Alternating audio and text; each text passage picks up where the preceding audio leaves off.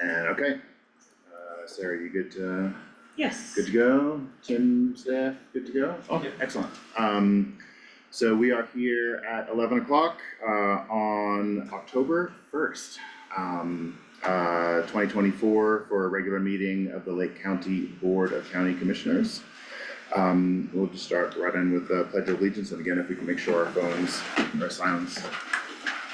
I pledge allegiance to the flag of the United States of America and to the republic for which it stands, one nation, under God, indivisible, with liberty and justice for all.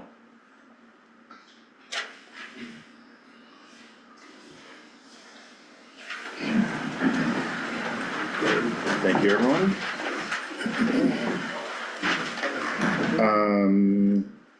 Next we'll turn to an approval of the agenda. Any items that need to come off from commissioners or staff? So we're good, prepared for everything, great, then. I'll move to approve our agenda today for October 1st, 2024. I'll second. No further comment. Great, Aye. aye. The agenda is approved as posted. Great, community information items. Sure. So on Thursday evening, October 3rd, we will have a town hall regarding our feasibility study and presentation and conversation around the county budget, as well as then results, the progress thus far in our feasibility study for our recreation or community center planning and exploration. It's gonna be, we've worked really hard, the staff has worked really hard on really using this as an education opportunity as well, so that we can kind of wrap all of our heads around city, county, district, partner, strategic planning, as we really need to kind of work together and partner to make sure that as we are a small community, we really put forth things that make a lot of sense and that include a lot of strategy and buy-in across our partners. So that's happening October 3rd at Freight. What is the time we're starting? 5:36. 5:36. 6 will kick off, but if you wanna come mingle at 5:30. Great. And then just a small, quick note, again, on the success of increasing our partnership relations. We do have National Forest Foundation and Tivur Rukon who came and have continue to partner with us on wildfire mitigation. They are continuing to work with the county and for the county in submitting and preparing grant funding for our continued wildfire mitigation work. And it's just really exciting to see all of that happening so well and bearing great benefits to the community, and also the Arkansas Basin and the region with that forest health protection. So thank you to our partners. Okay, great. I wanted to lead up, I know there's been a lot of discussion in the community about the motocross park, and I think a lot of you here for public comment on that. I just wanted to say from the county's perspective, the temporary closure was really because of county liability, not because of the range of questions and discussions that we'll get into. Without getting into details of including some open cases, like the county does have claims lodged against it for events that other people run on our property. So we just have to get our own liability ducks in a row for anything that occurs on our property, and in part because of a reclassification by our liability insurance holder about motocross activities. We realized we had a gap and we're just trying to fix that so we don't have a claim against us. So I know there are other issues out there that we'll hear about, or questions, comments, but just to say that from the county's perspective, it was just getting our own liability ducks in a row that caused the temporary closure. And then sort of moving on from that, I think we'll open up public comment in a second. I did want to say sometimes public comment for items not on the agenda, it seems very stilted. We don't have it on the agenda. We're not prepped to talk about it. The purpose of getting public comment is so that we know the questions, concerns, comments that we need to do our homework on, and then we'll we'll assign research to staff, we'll get some, a work session or a regular meeting agenda, discussions with whoever needs to, be included as stakeholders or entities. So again, I just know that sometimes public comment seems very stilted and like we're just sitting here like not engaging. We will engage, once we've heard everything and once we get, our prep done. So again, don't take, the lack of back and forth. This isn't a town hall. This is just the public comment to get things kicked off. So with that, I wanted to say we can turn to public comment. Typically, we ask people to really stay to within 3 minutes just so we can all get back to work or the meeting doesn't drag on. So please try to stay constructive, respectful. We are recording, just so you know. And with that, do you want me to just go in order? Yeah, that'd be great. So we'll just go in order. If you could state your name and address, that's helpful for the record. And then, we'll just go through everyone's public comment. Alright, start with Kim. Thank you. My name is Kimberly Keedu. I am a resident here in Leadville, PO Box 841. I am here on behalf of the motocross track. Our original lease expired in November of 2022, and I started reaching out for negotiations with then Commissioner Marcella in July of 22. In January of 23, she said she was sorry that she had put me off for so long, but she'd get me on a meeting ASAP. I was put on a meeting in April of 2023. It would have been that first meeting at the very beginning of the month. We hashed out everything in the lease, and everything that was requested, I provided. And I was told at the end of that meeting that I would get the lease back to sign. Never heard another word from the county, nothing about it. And then a couple of events transpired to get us back talking. I spoke with Commissioner Mudge, I reached out to her, and that's when she found out that the attorney hadn't ever sent me the lease to sign. I provided what the attorney asked for via electronic and certified mail. The day she asked for it, I also requested a call back to discuss. Never heard back from her. I provided those items, and then the next day I get an email saying, nope, we need all of this now. And then I spoke with Tim, and that's when I found out it seems like the real true reason was about the liability. But I feel like we've been stonewalled at every turn. That we followed through on what we were supposed to do in order to get this lease. And I know other people are gonna comment that we're not following the mission and all of this, and that's simply not true because we are. We left Placer and we formed our own nonprofit outside of Placer. We are 501c7, we are a club. We've done all of our due diligence, we do outreach. We had Andy Hofer in charge of outreach with the kids locally. We've given money to the school, sponsorship. We allow every single youth in Lake County to ride and use our facility for free. It has grown in a way organically, not that any of us set out to make it the greatest track that we could to attract all these people. It's just, it ended up with a group of people that truly cared about it, and it grew, and they felt the passion, and people started coming from all over Colorado. To limit it to Lake County when it was started with state funds is unreasonable. Because everybody from all over the state paid in to us getting those original grants to get started, so they should all be allowed to use it. We allow people, Lake County residents, access after hours. We've allowed Commissioner Edwards access after hours. We've allowed Andy Hofer access after hours, not including the kids' stuff. And when he was denied one time, the next thing you know, we're here. We're here having to fight. We're here having to defend what it is that we're doing.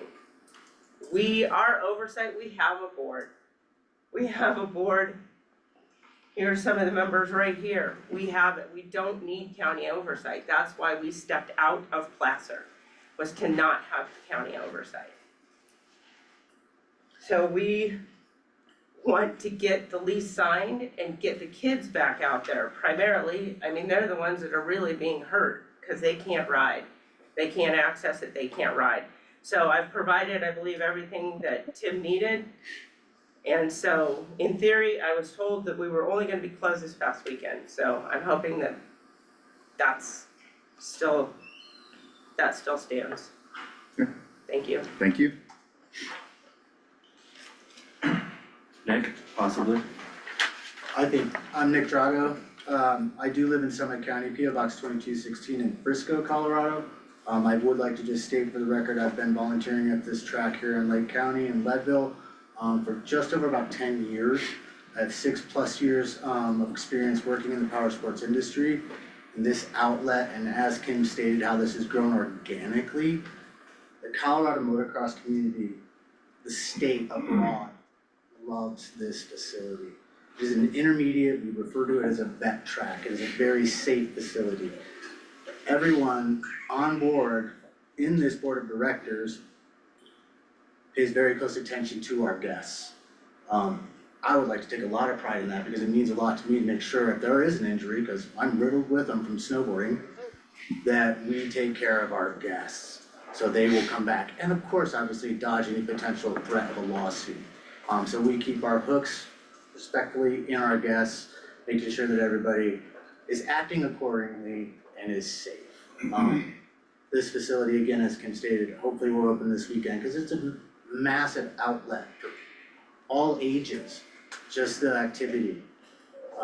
So yeah, thank you for the time. Thank you for the land that this facility sits on. Thank you. Andrew Lee? Yeah, I know you guys aren't gonna have all the answers for these right off the bat, but maybe some questions that we can look into in the next work session. How can we not interfere with the current day-to-day operations at the track, because we have a really good thing up there going? And to see any more closures due to stuff that, you know, leases, insurance, like we just wanna definitely avoid that, so I think that would be top of the priorities list, is not keeping this from happening again.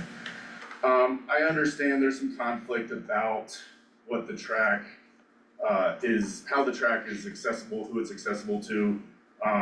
And I think with Jeff and Kim and Andy involved, is it even gonna be possible for us to sit down and talk about any ways to add some of these features to the track's existing situation without messing up their setup? The bottom line is, you know, the track is bringing in dozens, if not even hundreds of people who are only in this town for that track on a weekend.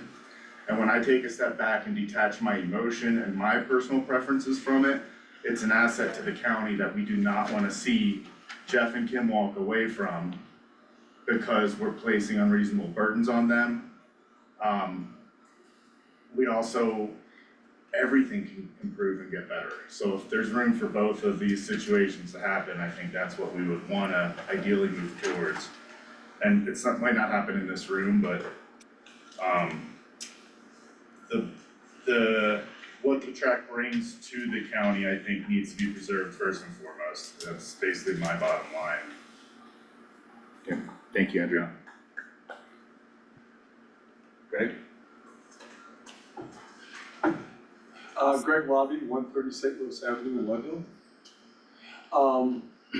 First of all, I wanna thank the county commissioners for spending the time to listen to us today, and I know it was interesting to hear that there's gonna be a workshop in the future. I'll be looking forward to that.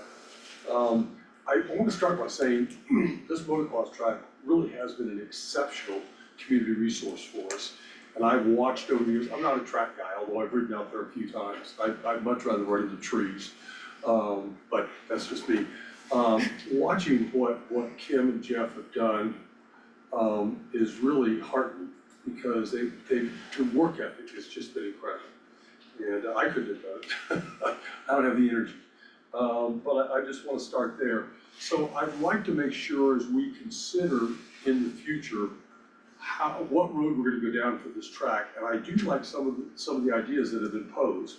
That we make sure that we keep, the excellence of the current, management intact. And it could be that we end up going down a road that would be a secondary, use and management of the track. I don't know, that's workshop stuff. But I'm actually kind of enthusiastic about the possibility of it. I would say this, I'm willing to be on boards or volunteer. This track is that important to this community, and it could be that important to the youth of this community.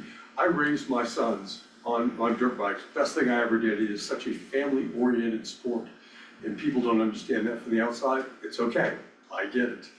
And also in closing, I'd like to say, I'm actually have a certain amount of pride in the fact that I was on the OHB subcommittee when we granted the money to the track, the Leadville track, in 2013. It was presented to us by Commissioner Bordonia and Phil Stevens. They came to us with a really great plan. We granted $125,000, and they were off and running. And it was a great decision by the OHB subcommittee, and it's still a great decision. Thank you very much. Okay, thanks, Greg. Andy Hofer? I'm gonna stand up here if you guys don't mind. Yeah, for sure. My name's Andy Hofer, I live at 526 West Sixth Street, Leadville. I'm one of the original, board of directors of the motocross track when it was, first brought to be. I ran the track for years prior to Kim and Jeff. Yeah, so the most important, well, let me even back up, and this part that I'm gonna say is not scripted, it's based on what everyone's saying. I admire Kim and Jeff's, so Greg said work ethic, you guys, he said I could not approach what Jeff and Kim have done. I couldn't do what Jeff and Kim have done in a year, what Jeff does in a month. The work ethic is phenomenal. I recognize that to no end. The most important thing for us to remember, this track was proposed to the county initially, and its intention was to first and foremost serve the residents of Lake County. I contend that it has drifted from there, and I will expand on that. I am by no means asking that we take away from other surrounding communities by any means. That's absurd. It's not even legal. Like, that's absurd. In this day and age, misinformation is rampant.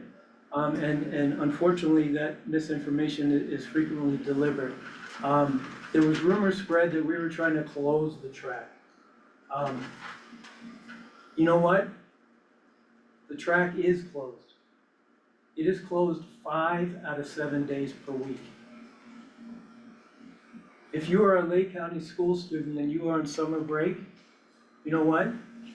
The track is closed.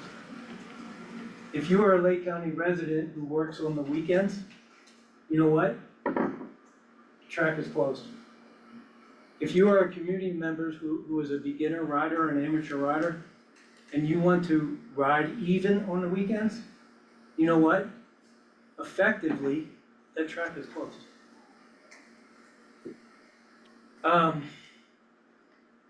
We want to open the track on the weekdays as it was when I ran it. There's a lot of people I hear saying that is not possible. How do we groom it? You don't need to groom the motocross track every day by any means. Many people prefer it left rough and not groomed. Natural motocross was always rough. You know, buck up and ride some rough tracks.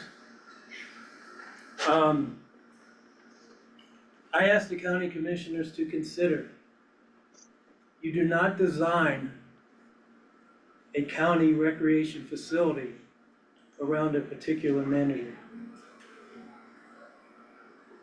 You design the county recreation facility. Sorry, I'm really nervous, you guys. Thank you. You partner with a management team who can support the needs of the county facility, not the other way around. I am more than happy to bury the hatchet and work with Kim and Jeff. They may or may not be, and I'm sorry, and I left out, remind me your name, I'm sorry, remind me your name? Nick I Drago. left you out, Nick, I'm sorry. I'm more than happy to help, come to collaborate on ideas. If Kim and Jeff are not able to support the track during the week, we have solutions. We did it for years. Thank you. Thank you.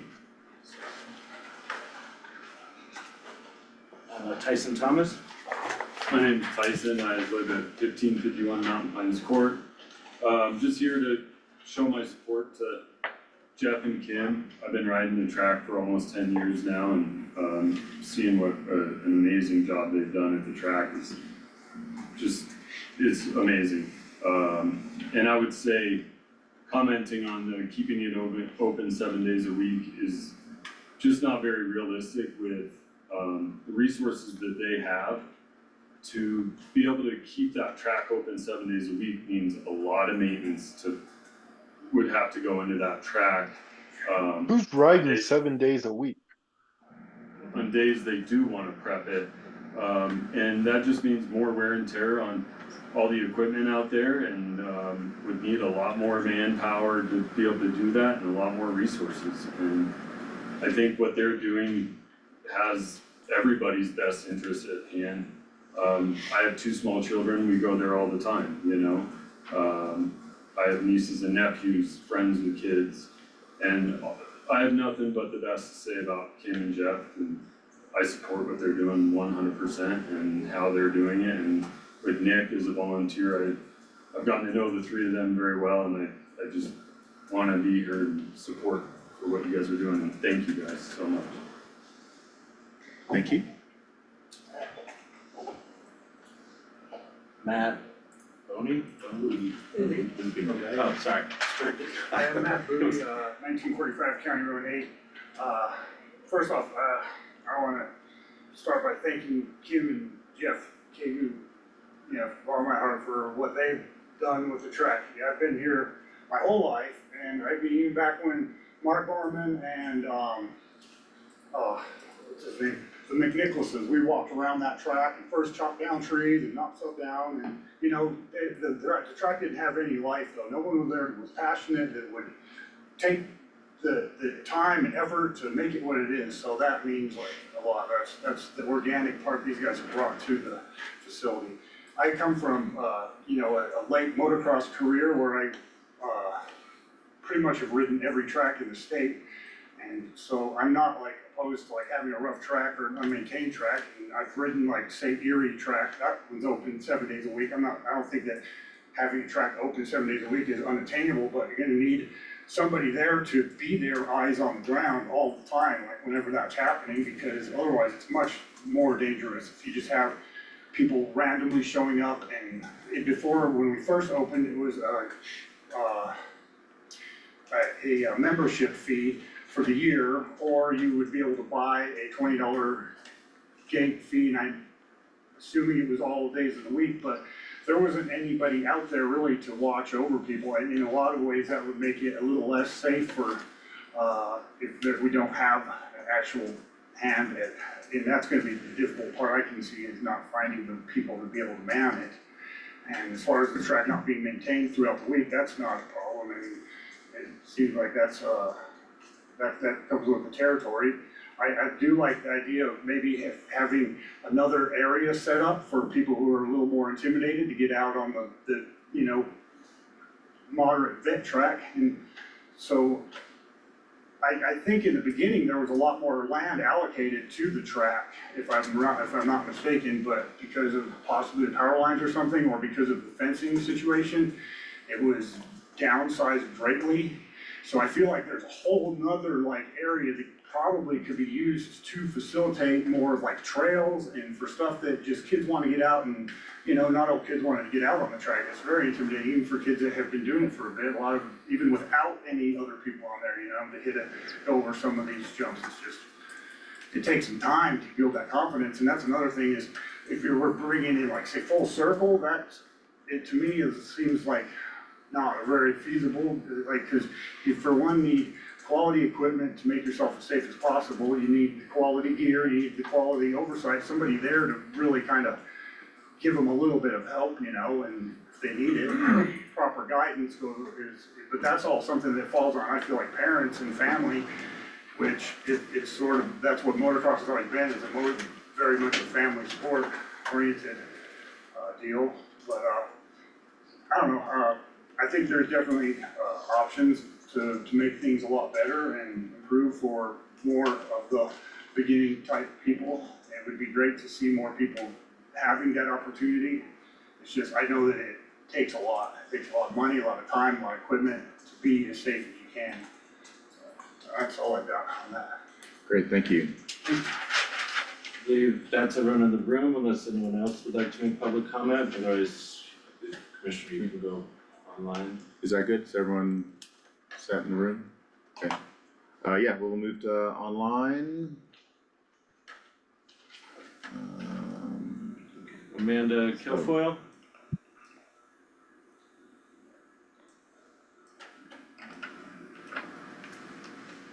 And for folks online, if you, there's like a reactions, raise your hand button, and then we'll just get through, you know, everyone as the hands pop up. Whew.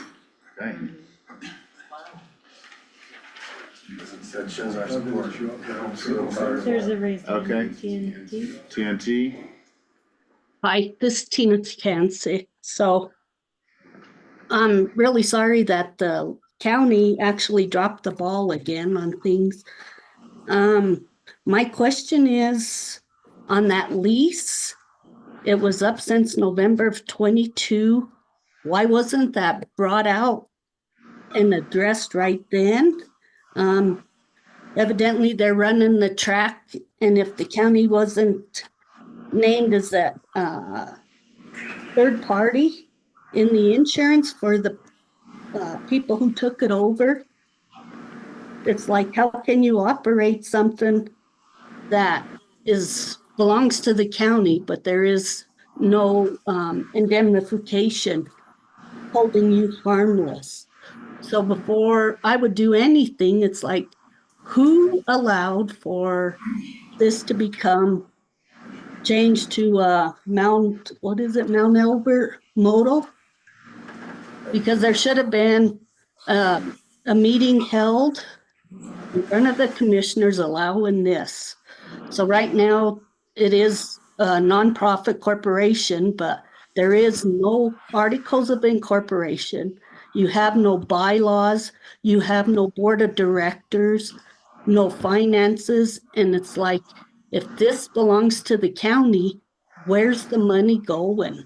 So I think before you do anything, we need to sit down and at least, all of those things, the bylaws, your lease, articles of incorporation, and your board members, and figure out how that's going to be ran. I don't think that the county should give up everything to allow different corporation or entity to come in and take over the track and stuff. That's all I have. Okay, thank you, Tina. I have Amy Kwok, or hope I pronounced that halfway right. Yeah, you did.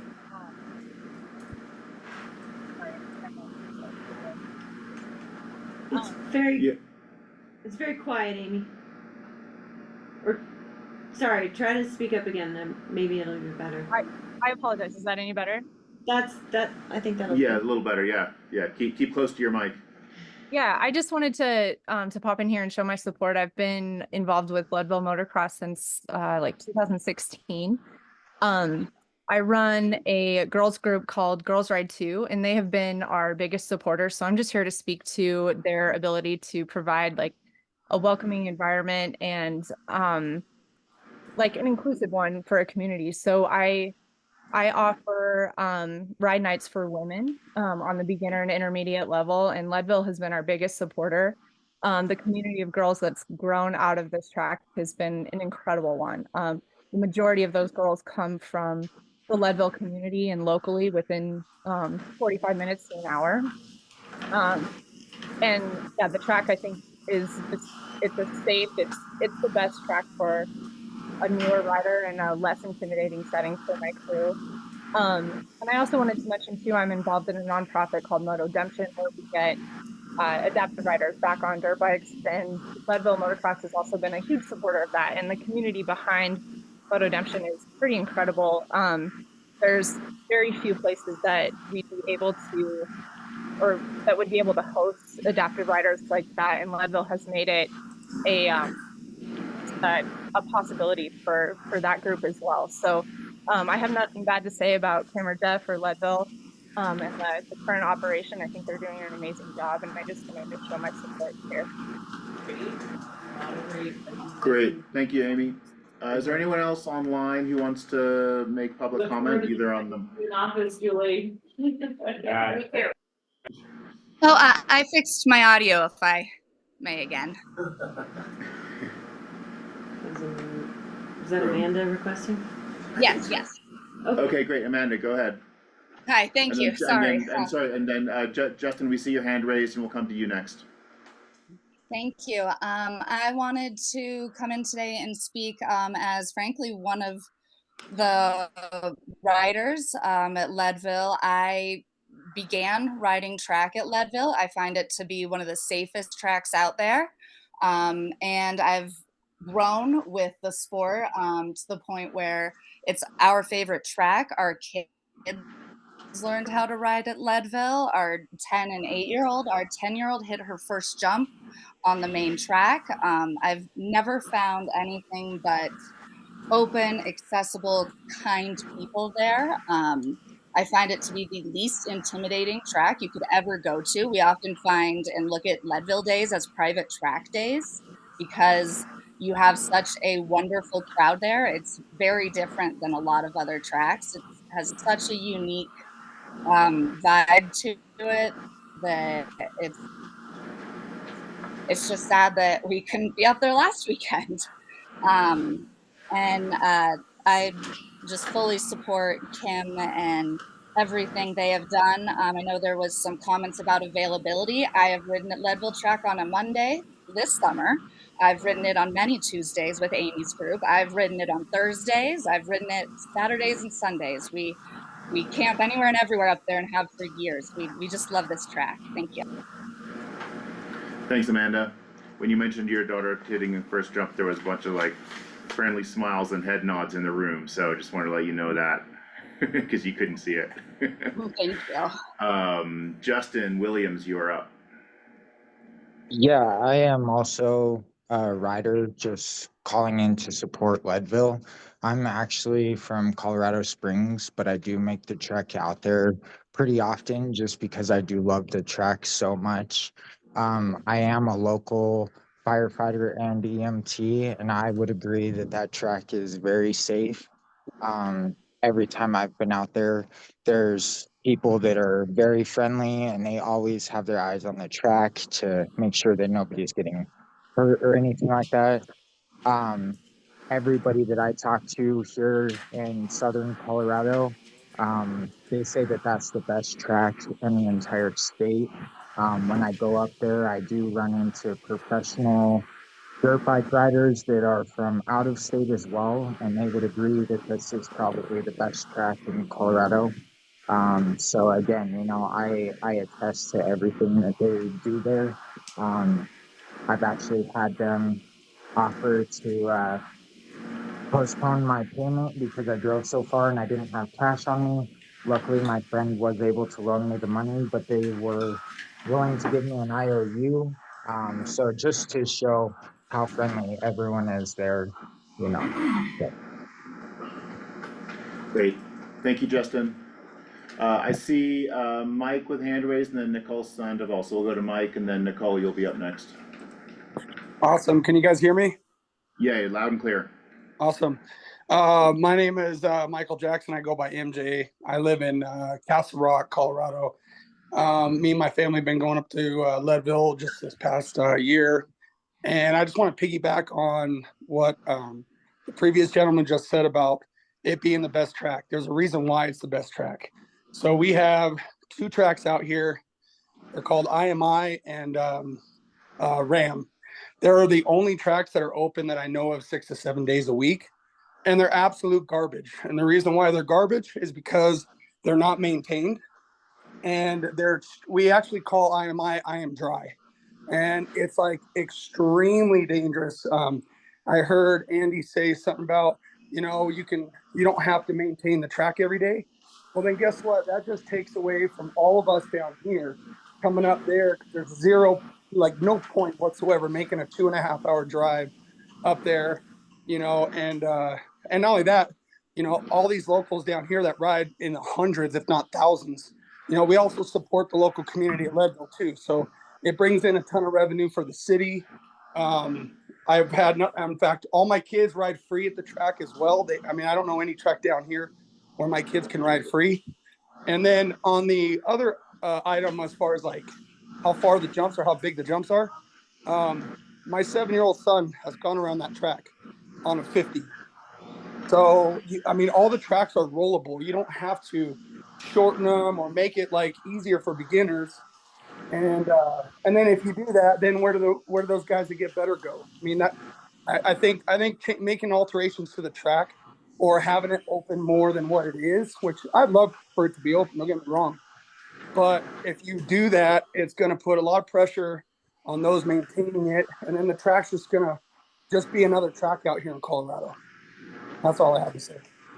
Great, thanks, Mike. Just a quick note, if Amy, Justin, and Mike, if you could lower your hands, it'll help us keep track of who still wants to speak. Lower your hand, yeah. Nicole, you are up. Nicole Sandoval. Hi, so I am a local. I was born and raised in Leadville, and my daughter recently, in the past couple years, got into riding motorcycles. We've gone up to the track a lot lately, where she gets to go. She can do the girls ride too on Tuesdays.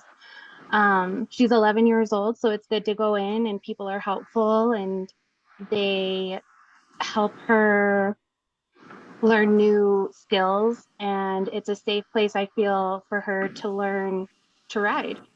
And to me, it's a safe place for these kids to go because we know we're in a small community, a small town, and there's not a lot of places where kids can go to do things. And I feel like this is just a safe and one safe place where kids can go and be kids.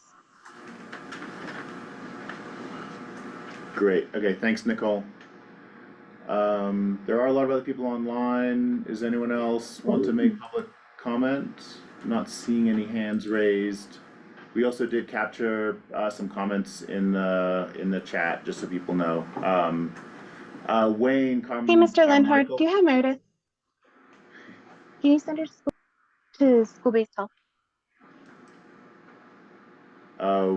Yeah, so Wayne Carmichael, I think that would be Carmichael, and then Jenny Contreras, you'll be up next. So Wayne, go ahead, please. Hey there, thanks for having me on and having this meeting here. I've been riding and racing motorcycles for the majority of my life, about 33 years now.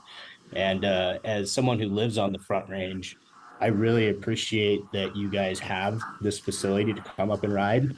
We've lost quite a few tracks down on the Front Range in the last couple of years, and most recently being Two Rivers. And the tracks that are available around here, I can definitely attest to, are not nearly as safe or as fun or as welcoming as Leadville. The I am dry comment really gave me a chuckle. That place is not a fun place to ride, especially as a beginner. It's not as well maintained. It's pretty loosey-goosey as far as, people just tearing around. I've had, people on quads doing donuts right next to like where I'm pitted. So I truly appreciate this track. And, I look forward to coming up there every chance I get. As far as how many days open it is, it's open a week. I think that they put out a schedule every month. I know which days I can ride, and there's, plenty of days to ride throughout the week. So I think it's a great facility, and it would be a real shame to see, anything detrimental happen to it. That's all I have. Thank you.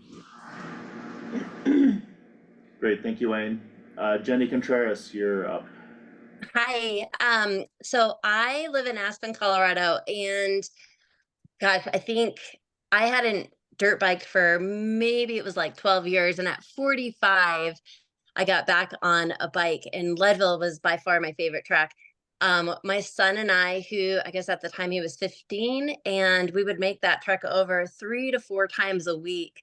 And one thing that I love so much about Leadville is, for one, you always know Kim is going to be there when you drive up. Like, we'd always stop and have this little conversation. She's always smiling, always so friendly. And then with Jeff, you always know he takes care of that track as if it's his own. His attention to detail, the way he makes it, it truly is like he cares for it like it's his own track.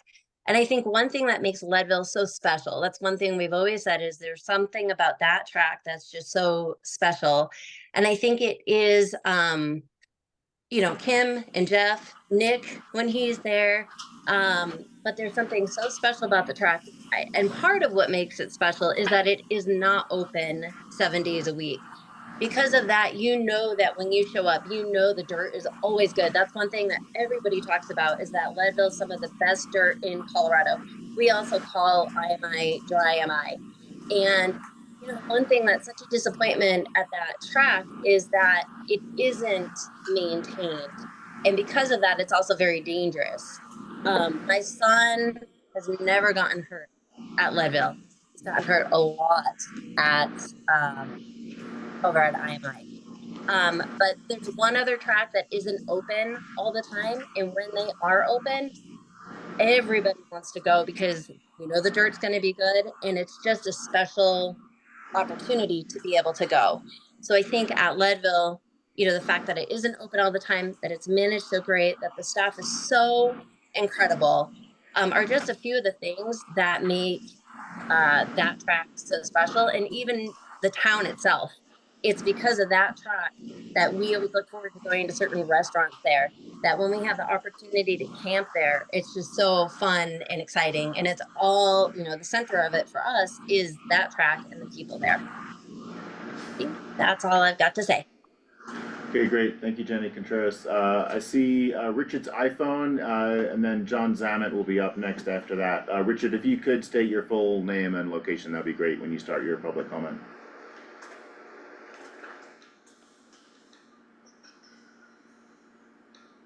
Richard's iPhone, your hand is raised. We are not hearing you. Can you hear me? Yeah. Hi there. My name is Richard Simons. I live at 226 West 2nd Street. I've been riding the track for, I don't know, probably since at least 2017. And initially, when I was invited to go there, I looked up a YouTube video of the track, and I was not interested in going to the track at all because it was totally unmaintained and looked like just not any fun at all. And then that video was from, because I was told otherwise. And there's not another place like it. I've ridden in Florida, Tennessee, Michigan, California, which is kind of like the epicenter for motocross. And there's not a single other track like Leadville. And just to speak to the track being intimidating, it's more the sport, not the track. This track I have friends that won't come to the track because the jumps aren't big enough. Just because, and they'll only come occasionally. It has to be the most beginner friendly track that I've ridden out of, probably 10 different states that I've ridden dirt bikes in. It's Jeff and Kim are incredible people. They're super friendly. It almost seems like they never have a bad day because they're always in such a great mood and just being so awesome to everybody they meet. And it doesn't matter who you are, they're still going to be nice to you, whether you agree or disagree with how they do things or how they live or anything like that. With the video is unmuted. There's just it's just a one of a kind dirt bike track, and that's far and few between. And I would also agree that the times that I've ridden IMI, which has been called an ungroomed track, is when I've had the closer calls to having a serious moment on the track because of ungroomed and unprepped areas. And I just fully support Jeff and Kim. And yeah, the amount of times I've been to a track that's open 7 days a week and it was worth going to, I would be able to count on with one finger maybe. It's I don't really know how you can make it better.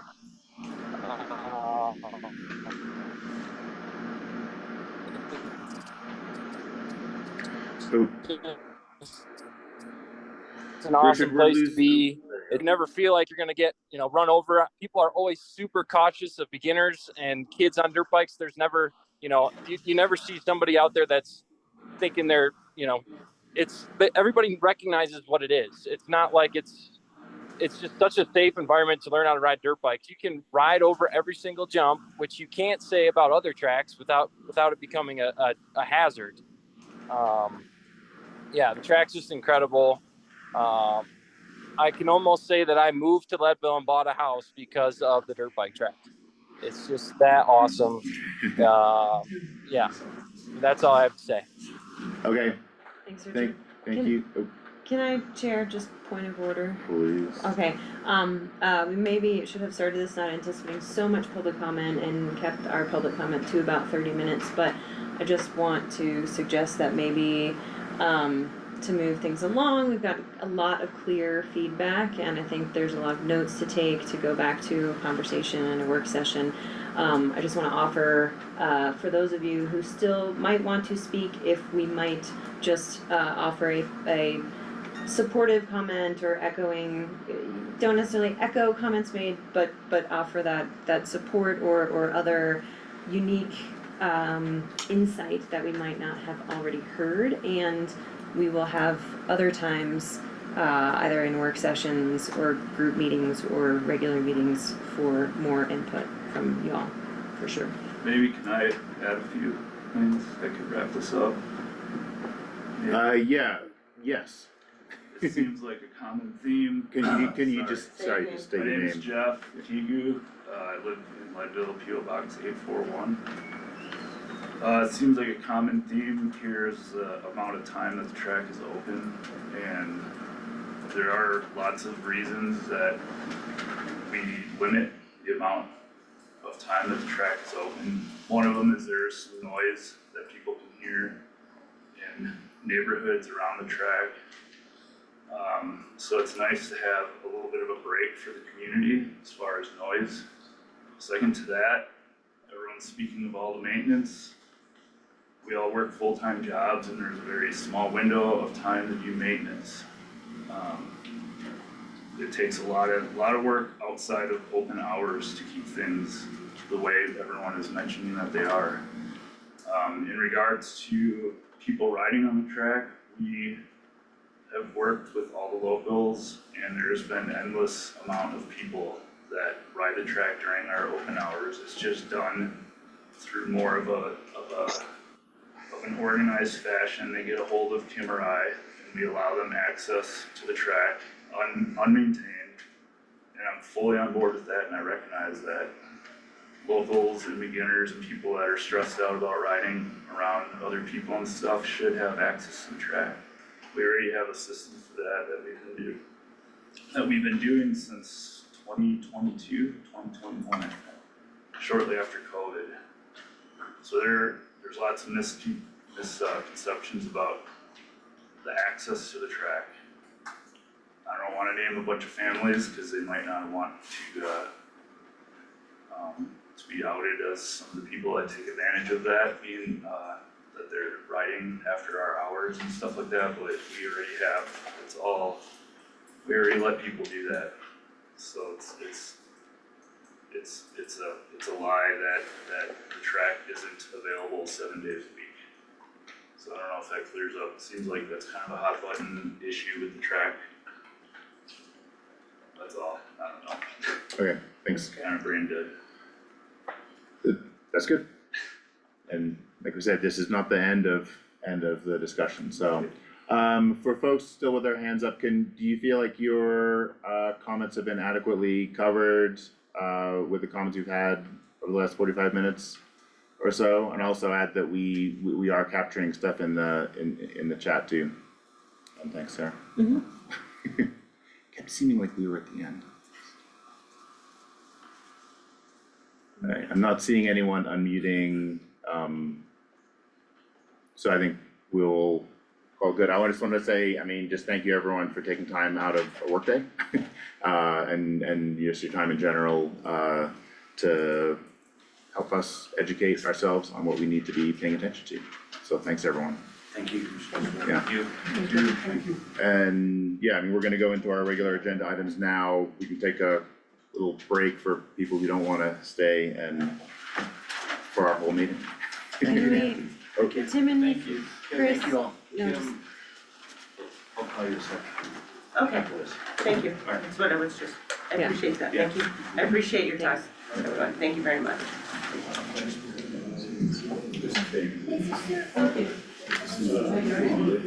Thank you guys. Thanks. Thanks. That's what I said.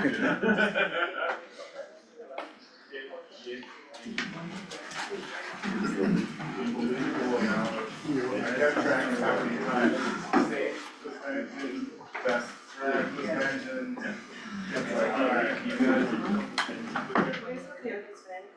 Yeah. Whatever. Yeah, once you start really opening up. Even with our state of the art temperature control here, it still gets warm. It actually worked pretty good, it wasn't 8,000 degrees in Norway when the door was, yeah. Nothing's even caught fire yet. Great. Careful what you ask for. Standing in our track. I just wanted to give up, because I didn't know, Thanks, I Alan. didn't hear from you. Yeah, no, I've got it. That's a blessing. Okay, we good to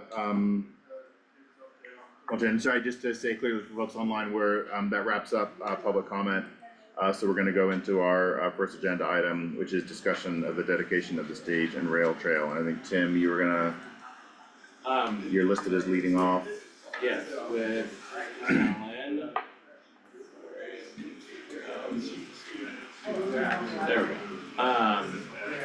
So Alan, Commissioner Edwards is at a conference, but I was wondering if you could just give a quick 5-8 minute overview, so when he watches the recording, he has more background on it. I think he has all the materials you sent, but you could just give us a overview and reason why we're here. So background reason, yeah. Thank you very much. I'm Alan Robinson, and I'm a resident of Chaffey County. I've been coming before this board and its predecessors for about 16 or 17 years with this proposal to celebrate the historic routes of the Stage Road and the Midland Railroad all the way from Salida to Leadville. We undertook a feasibility study and eventually a master planning study, which, by the way, is was grant-funded studies, both of which, plus some additional grants, were provided match funds by your board in the past, for which we certainly appreciate. Chaffey County and the 3 towns involved have also been involved in providing match funding for both the feasibility study and the master plan, as well as some implementation studies. There was a lot of public comment during those feasibility study and master planning process. There's been kind of a long period since the 2015 master plan was approved in principle, not in detail, but in principle by your predecessor board. and by the other partners who have jurisdiction along that 75-mile route. And we have been attempting to implement the direction of that master plan without, since it did not have all of the detail that was necessary, which I think perhaps you can appreciate that a 70-mile route with multiple landowners and jurisdictions has a variety of challenges. And we've attempted to deal with them, to find workarounds and to overcome them over this period of 16, 17 years. And we are currently at a stage where we hope by the end of the coming season to essentially be in a position of saying we have done what we intended to do, which is to get the various jurisdictions to recognize the sort of the formality of this route. A couple of things I'd like to stress is that this route is not actually providing new trails or routes. In fact, with a couple of exceptions that I will mention, it is all intended to be drivable by licensed vehicles from Salida to Leadville, using county roads both in Chaffey County and here in Lake County. There are a couple of sections which are alternatives to the driving route, which are appropriate for gravel bikes and for mountain bikes and obviously for pedestrians. And I'm speaking of a route in Salida, which follows their trail system, which is not a driving route, but a pedestrian and riding route. And I won't go into all of that detail, but that's very much available on both in the master plan and other documents that are online. I'm not sure what else to, particularly for Commissioner Edwards' benefit, because I know that the two sitting commissioners here are quite familiar with it, have written pieces of it or know it very well. I know that former mayor is not here with us at the moment, but he is also very familiar with that because he's written all of the sections that are now proposed for your consideration here in the Lake County section.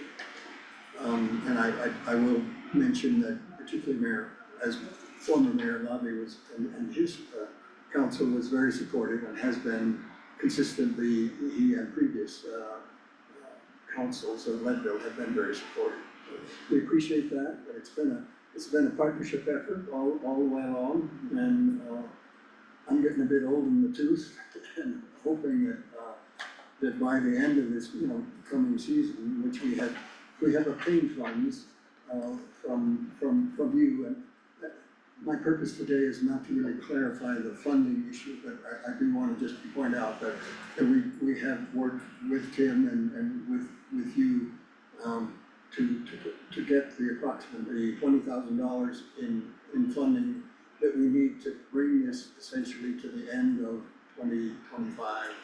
Our major thrust in the coming year, which we're already fully engaged in, is to develop an online, to improve and alter our existing website, which is well in progress at the moment, but also to develop an interactive online map which will be available for anybody along the 70 miles to tap into, as well as an online brochure.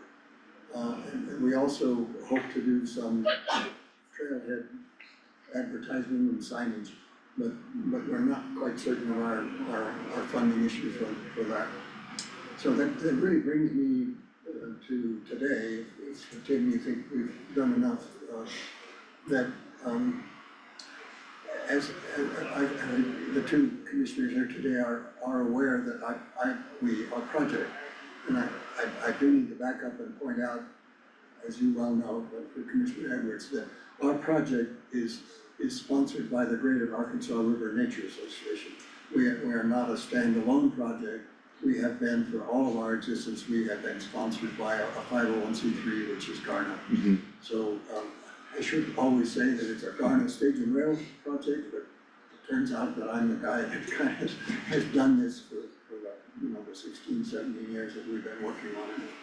But It is really in many ways an adjunct to the two scenic byways, which you folks are very familiar with, the Rockies and in Chaffey County, the Collegiate Beach Scenic and Historic Byway. It really provides a slow speed alternative option for visitor enjoyment, particularly for a driver, a vehicle driver, who can simply slow down and take the route, which will be focused on celebrating the history of the stage road and the old Colorado Midland. But as I had mentioned, there are other options for gravel biking and pedestrian routes. So I can't get the full picture here without commenting again on this tremendous effort that was led primarily by Mike Conlon and the coastal folks to get the Crossroads trail underneath Highway 24, which opens up an entirely additional route from the Hayden Reservoir site safely under the highway to get to Forest Service BLM and essentially to county roads to provide us access all the way here to Leadville. And to get really to the point of my presentation here, I'm returning to the board because last year we came to the board with essentially the same proposal, requesting the board's formal designation of that 16 or so miles. And as I think you know very well, there was some hesitancy on this board as well as some collateral issues for Leadville 100 and other activities about private land liability issues. And I'm sure you're well aware that with amendments to the Cruise Act, which are now fully in force, that those liability issues, although I can't say are 100% resolved because I'm not technically involved in that amendment, but it's my understanding those private landowner liability issues are largely resolved. And it was my understanding that this board was hesitant to move forward in granting our request for you to make that designation because of that liability issue. And I am not an expert in that particular topic, but it is my understanding that has largely been resolved. So if you have further questions about that, I'm probably not the one to query on that, but because the amended Cruise Act is now in force, and to my understanding that the liability issues have been resolved, we are, as a project, we're returning to you with essentially the same map and the same resolution as we did last year. But if you can direct your attention to the map, which I think you probably have already seen, the proposal is to designate all of those routes that are clearly within your jurisdiction, but including that half mile or less of private property which goes across the pipeline road, which, as you well know, has been used for decades as a part of the Leadville 100. We chose that route because it had traditionally been used, and to be quite honest with you, I was not actually aware that it was not a county road at the time that we made that proposal. I thought it was an extension of County Road 11A, but it became apparent that it was not. So it is a piece of private, or two pieces of private property. So, yeah, it sounds like the Commissioner had a question or? Well, yes, I didn't mean to cut you off. I mean, I think my recollection from the previous discussion was I appreciate the comments on the liability issue and that the Cruise Act did address some of that, but I thought there was also an issue, and I might look to staff in a second, that we were hesitant to designate a public route on a path that we didn't know that the private property owners had clearly granted public access to, and I hear you that, I mean, that road is there and members of the public go on there all the time. But again, I think our hesitancy, and that it was a liability, but also just not wanting to sort of be seen as encouraging or endorsing public travel across private property without like, I think from my non-legal wording of it, you know, just some clear legal access granted from those underlying property owners. So I guess, well, first of all, I guess first question is my understanding right that that's still sort of like an issue, and have you made some headway on that with, I think you. I believe I have made some headway, and I don't wanna speak for Mr. Mudge or anybody else really on this, but I mean, there are two pieces of private property involved, and I have made an effort to contact one of those private property owners, and I actually have some documentation of having sent them a letter, you know, a registered letter, and I have been unable actually to get a response from them. And I brought with me that letter, I can give it to whoever might need that, plus some documentation that the registered letter. So, but unfortunately, they have not, in their address of record on the county files is apparently not issued, and that they're not getting that information. Yeah. But I don't know whether Commissioner Mudge wants to speak to the other property owner issue. Well, I think the real issue is just all property owners being contacted and then the county moving from there. Cause I don't see how I mean, based on staff's suggestion too, like, we can't really move until we actually get in communication with all the property owners. Yeah, and I'll just say, I mean, I sort of called out private property owners, but I mean, it's, you know, and I would want, yeah, like the other property owners as well, just to sort of some acknowledgement that they know this is happening. No, I appreciate that. Yeah. I don't think it's going to be too difficult to reach one of those property owners, but it obviously is going to require some effort. And I don't know whether it falls to me to make that. I mean, I've attempted that already, and I don't actually know my next course of action on that. But obviously, if that is, you know, a final issue, I will redouble my efforts to make that contact, or those contacts in the case of the other property owner. Mr. Robinson, the issue is that the county can't encourage people to trespass against their private property. So without those consents in writing, saying that they're willing to allow this to be designated and proceed, we can't recommend that they adopt or propose resolution. And so that unfortunately is an essential obstacle. Trying to figure out how to contact the other property owner that you're not getting a response from. I mean, if the assessor's office information is incorrect, I'm going to check them to see if anything's been updated. On a couple questions and maybe so like some getting us towards guidance to staff, Chris, would it be possible for us to, just so we know clearly what the bar is, could we suggest some language that would make us happy that should be in a letter from landowners? You know, whether it's a private landowner or something that we would like to see in a letter from the Forest Service or BLM. I mean, when it's a county road, that's easier. But is that something that we could provide some suggested language just so that Alan knows what the bar is? Yeah, in part, I'm waffling a little because we can't provide him with legal advice on that. No, but I think we should be able to state what, I mean, I would hate for Alan to get a letter and then it's like, oh, and then we're like, oh no, it doesn't say X. We can certainly send him a letter that says this is what we need.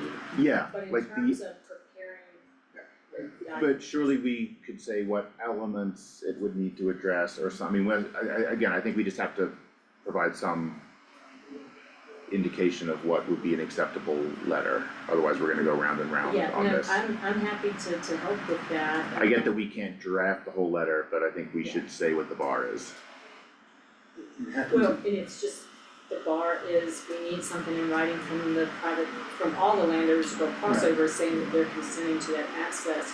How that's memorialized further, whether it be in an access agreement or Yeah, but I think, again, like, I mean, I just channel my own experience, like trying to get a letter from the Forest Service, you know, saying that they wouldn't grant me access was painful, Yes. you know, and they were extremely unwilling to say anything clear, so I just don't want Alan to like get this vague letter from a landowner saying, we have been in touch with Alan and like generally agree, you know, I just don't want him to go through the steps of getting a letter that we then make him go back and back and back. So we can follow up with a letter or an email, even just saying, here's the type of consent we need. Yeah. Thank you. It is true that in these years of dealing with the Forest Service and the BLM as well as review, I don't think we have gotten to the state of having that kind of documentation. The Forest Service has been very supportive, the BLM is supportive in a verbal, in our meetings, in a variety of ways, but I don't think we've got. So for other sections of the trail that are on, I know that sections are on Forest Service or BLM, and you don't have a letter on record, sort of even like a letter of support or something? I have to double check. Yeah. I don't think we do. Yeah, I mean, again, since those are public already, I mean. They're open public roads, then, as yours are, by the way, I mean. again, Chris, like just as a non-lawyer, that seems much less problematic than something that goes across private property. Yeah. And I would just add, which I'm sure you know, that there are certain provisions of the Cruise Act which provide a very specific language on signs that can be posted by a private road. And I think those signs are actually available already to one of the private owners. So we have not been able to connect with the second private owner. And frankly, and I understand your perspective here, but I was thinking that once the private landowner had actually posted those signs, it would constitute the kind of permission that you were looking for, but that may not be your perspective. Yeah, no, I think that's helpful for them, but for us, I think we need something more express that they're concerned to it. I hate to say, even with appropriate signage as we've learned, it doesn't necessarily prevent people from coming to, it might provide a defense against their climate, but it's not necessarily good. Well, I mean, I see that as yet one of those other hurdles that we've been dealing with for quite some time, and I'm anxious to do it obviously to your legal satisfaction. Yeah, okay, so I think one thread of that comment was, so yeah, we can help establish what the bar is, so you don't go round and round, and then in terms of contacting the landowner, I mean, I think, I assume you've already talked to like, you know, the assessor's office, or, I mean, I think. I've had some communication, but not since having not been successful, and so I guess I could go back, but, at the moment, that was the only information that I had available. And those owners, I guess, have not been out here for some time. I would love to go out, chat with them if they were here on Memorial Day, but I just don't think they're out here very much. That may be all the time I need from you here, but I mean, I think just continuing to try to contact them is your next step, and I don't think we have any information, you know, the county doesn't have any information other than what's in the record, so unfortunately, I don't think we have help to offer there. Well, we'll work on that. I don't know what is it, sorry. No, I was just gonna say, you could ask the State Forest Service as well, with the forest management plans on record. State Forest Service. Cause they need to be in contact with the landowners. And could you clarify why, I don't think there's any state. No, for forest management planning, both of those properties are in the forest management plans. So if the state there's annual, there's annual reporting that needs to be done, so the State Forest Service might have some It's a new, updated something new. information. Okay. So there should be some annual Yeah. reporting to And the if- State Forest Service that came from someone. Right, So maybe seeing if the state, if I'm saying this right, seeing if the State Forest Service has a point of contact on record for that property would be maybe a more current Sorry, yeah, other. yeah. for the management plan, yeah. Okay. Well, For the way, yeah, that's a good lead. Yeah. I hadn't thought of Yeah. that. I guess there's also potential going back to the folks who manage the Leadville 100, because am I correct that every year they have to contact private owner? It should be. I don't know if that's, That worth a call, yeah. worth a call. Yeah. Well, anyway, so.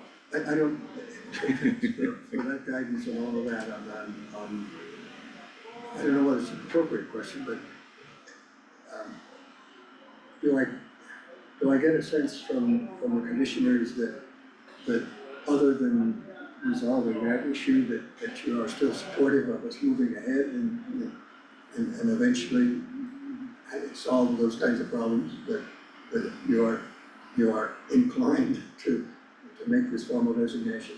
I think that, yeah, I mean, that was certainly my recollection, and I mean, just speaking as one commissioner, is like, it was really just like nailing down that legal permission. I have to admit, I haven't talked with Commissioner Edwards about it. And I realize that that commissioner would be one that I needed to, to talk to more, because I don't think he's been involved before. Yeah. One point of reference is that we have obtained funds for the signage, in part from Leadville town, and in part via the, Twin Lakes Leadville Tourism Panel. And that the Leadville money is already in the bank, and the tourism money is contingent upon you folks making this formal reservation. Gotcha. Yeah. I think that's probably all, but Okay, yeah. if I could just make a 30-second contribution to your previous discussion. And that is that I think you all know that for 20 years I've been involved in recreation management as a volunteer on the 100,000 acres of 4 Mile, in which one of our common users are motorcycle folks. And it was a real positive education for me to sit here and listen to the passion, the commitment, the politeness, the involvement that this group of motorcycle users who happen to be interested in tracks. But many of those are the same users that come and use the public forest service beyond roads and 4 Mile, and of course on other pieces of public land. It was an education, and I took it to heart.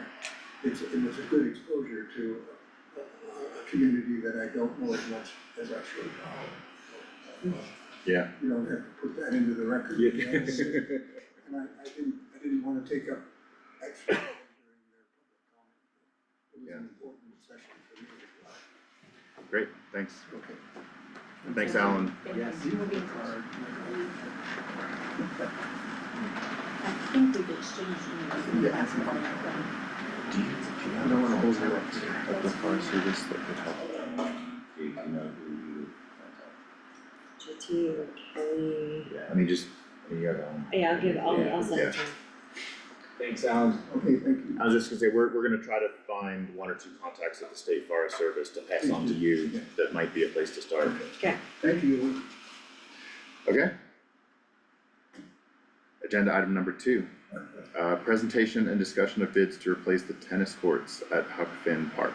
Yep, and I did email a presentation to the BOCC room. Oh, Sorry.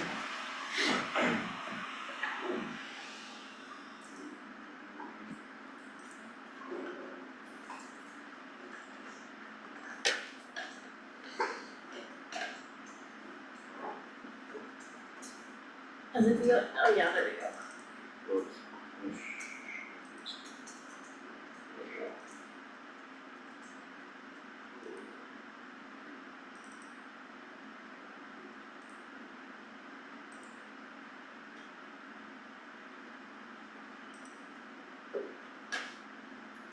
So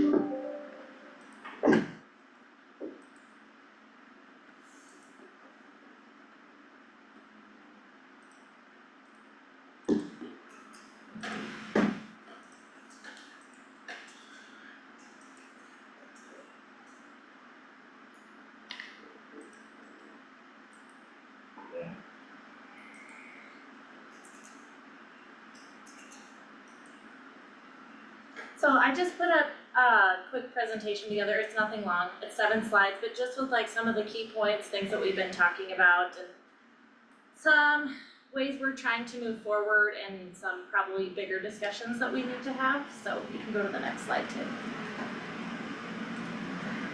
So I think most of you know, but the Huck Finn Park area includes the skate park, ice rink, skate park, or pump track, tennis courts, dog park. It's a highly utilized area, especially in the summertime, or as soon as the snow melts. It's not even summertime.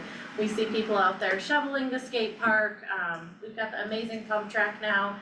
You guys all know the ice rink is highly utilized during our operational periods. The dog park, another great asset. And then we have the tennis courts. So when the skate park project was done in 2012, a tennis court resurface was completed. So just a resurface, not an actual redo of the whole area. So it was just resurfaced. Sorry. Yeah. I won't ask No, you're 1,000 good. questions. I think we can Does ask questions if resurface we mean do. like a little bit of asphalt, or was it really just sort of like that Like, kind of paint Yeah, surface? paint, lines. Yeah, okay. Yep, just something to kind of make it Yeah. a little bit brighter and prettier. So, current issues, the tennis courts have been closed and unusable for the past few years. They honestly haven't been that great, I would say for the past at least 5-ish, but the past 3 years we've had to close them. There is a sinkhole, cracks in the surface, and many weeds approaching, which just makes the whole area unplayable. Cracks in the surface and weeds are one thing, but the sinkhole was something we were definitely concerned about. Michael and his guys did investigate and find out that it was a sinkhole, so we weren't exactly sure. The concrete was just kind of failing, but so that was something that we investigated last summer. And just another current issue, like, is programming. Without any tennis courts, like, we're not able to offer any type of tennis. So community needs, I do think that tennis courts are a need in this community. Upon official closures, Pros Department has received many complaints, and that's just not this season. We actually had a lot more last season, but I think because they've been closed for a couple of years, people are still talking about it, but now the community is like more like, okay, we realize this is an issue, but like, what is your plan of action moving forward? Because there is a community need for the courts, like our department has revamped programming to try to fit the need. We've added indoor pickleball year round, which has been successful. I mean, it's not the most ideal thing, but it's better than nothing. We're able to play with 3 courts inside. The middle court can get a little funky because it's not a full-size court, and if your ball goes onto one or the other. But I think overall our community's happy that we've done that, but it definitely has hindered some of our programming because we would be playing pickleball outside if we could. There is interest among our staff and residents to explore turning current courts into a multi-use facility for tennis and pickleball. Okay, an RFP. So our department put out an RFP at the beginning of September seeking design completion and cost estimates for the 2 courts, and that includes adding pickleball. We did receive 2 bids. Can I ask? Yes. As a non-pickleball aficionado, what does adding pickleball mean? Is it just different striping, or is it actually like more complex? It would be adding more striping in. Pickleball is supposed to have a different size net than tennis, but I think if we were trying, like, I think it depends on what we, and I have another slide that we can kind of discuss some bigger things, but I think if we were trying to fit in the community need with the 2 courts that we have, I don't think that we should really add in one or the other. I think if we were to add in pickleball, then people might be like, oh, well, we can't play tennis or X, Y, and Z. And if we were just to add in the other, then we would be hearing. And I think if we were able to move forward with a project, there could be discussions on, do we add in one where it's just the tennis court and one where it's the pickleball court? I mean, with these very large projects, I think those are big discussions that we have as a county and with whichever bidder we would choose, right? I think we kind of lean on our contractors to kind of say, okay, guide us in the right direction, and what do you guys think best fits in this type of scenario where we have to maybe play on a multi-use court. So the bids are for multi-use? Or Yes, they are so for well, distinct for- so we received 2 bids, and obviously they're very large and they're also kind of very different. So the $454,000, and then there's the second one for $303,000. The first one just stated tennis courts, so they actually did not add anything about pickleball lines. And the second one is just to redo the tennis courts, but then they also gave us an added fee to add in extra things such as pickleball.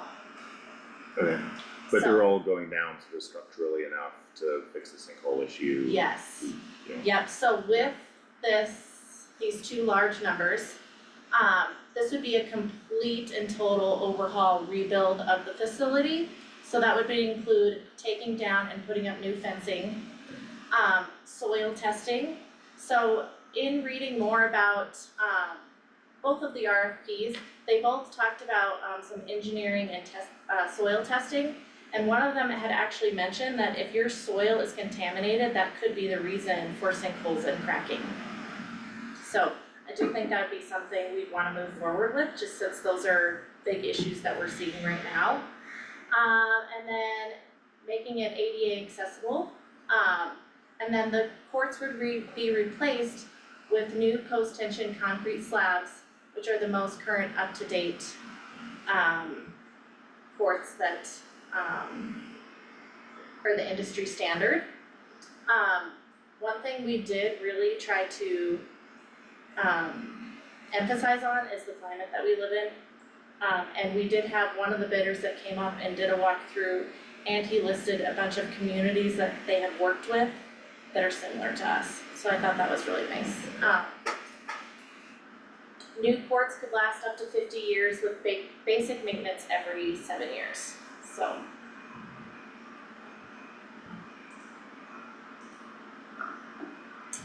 Okay, so just some next steps, like our bidders are ready to move forward with the project in summer of 2025 if that's the direction that we wanna go. Pros Department is gonna put in a supplemental budget request for 2025. Obviously, we'll see where that takes us, but we're gonna put it in just cause I think that we need to have those discussions on what money's available or how do we get the money to move forward to make the projects complete.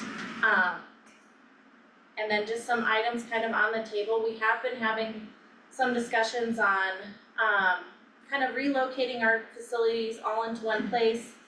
There's that 2012 Community Park Field Master Plan where it's talked about relocating facilities, like putting the baseball fields all in one area, the tennis courts. And with that, if we were to relocate the tennis courts, could we add in more so that way we're not having to use like a multi-use court where we could have tennis courts separated from pickleball. So I think it was good to get the numbers and to figure out, kind of let that digest, cause I knew it was gonna be a lot, but I was like, oh, I didn't realize it was gonna be that much. But just some of those bigger discussion things too, like do we move forward with this project, or do we have a bigger discussion as like a work session to figure out what are our plans for the 2012 master plan at Community Park Field? Like, are we planning on really boosting that area and making that one big facility? One budget question, did we have anything allocated in 24 to this? Yes, so we put in a supplemental budget request last year for $80,000. Okay, So, so the 25 supplemental would be non-trivial. well, and so I put out an RFP earlier this year, and we actually didn't get any bids for that. Yeah. So when we didn't get any bids and we had the big turf project, we, when Tim asked for funds for community park, we reallocated that $80,000 to help pay for the turf. Gotcha. Okay. Okay. Thanks, yeah. Yeah. Have we explored, so, yeah, it seems like there are more questions. Yeah. than answers really. Absolutely, And like, yeah, I whether we think this keep it is at this just- location and like, I'm curious what the breakdown of the budget is using that location because of the sinkhole and the extra engineering that will be there.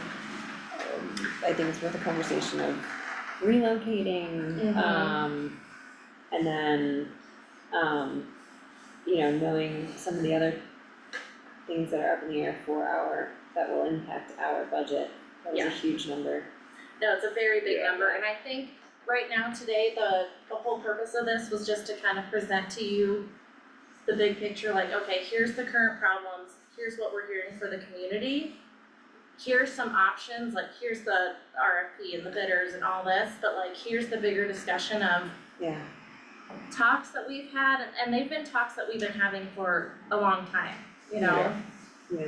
Do you, from the bids, do we have an approximate sense of how much of those, like 300 to 500K is addressing the sinkhole and some of like the geotech issues?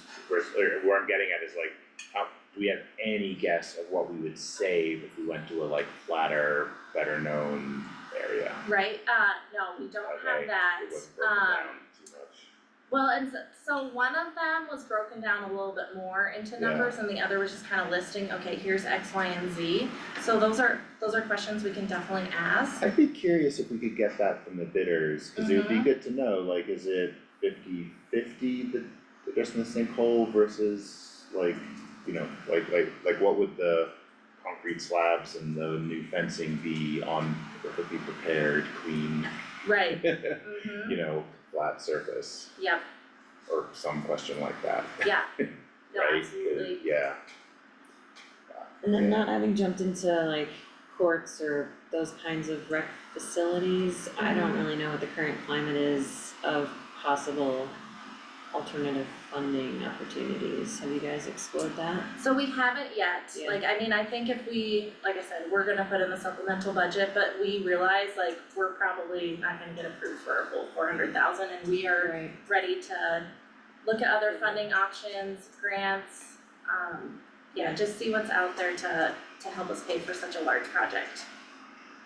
Seems that, I mean, I think that's smart to do and figure out, and with some other unknowns, that will impact our 2025 budget. I couldn't, I mean, it seems like you also would want an answer sooner than later right now on pulling the trigger on the current bids, which I'm not sure we can really do at the moment. I mean, the staff, we've all read the bids, like, we ranked them, we feel more confident with one than the other, but I don't think that we have like a current it's not like with the turf where we have a current funding source. Right. And I think that's kind of the issue, is like there wasn't something set aside to say, okay, well, For when this that goes down, anticipated expense. yeah. Yeah. So I think this just kind of gave us an idea of, okay, this is what it's gonna cost, like, how do we move forward?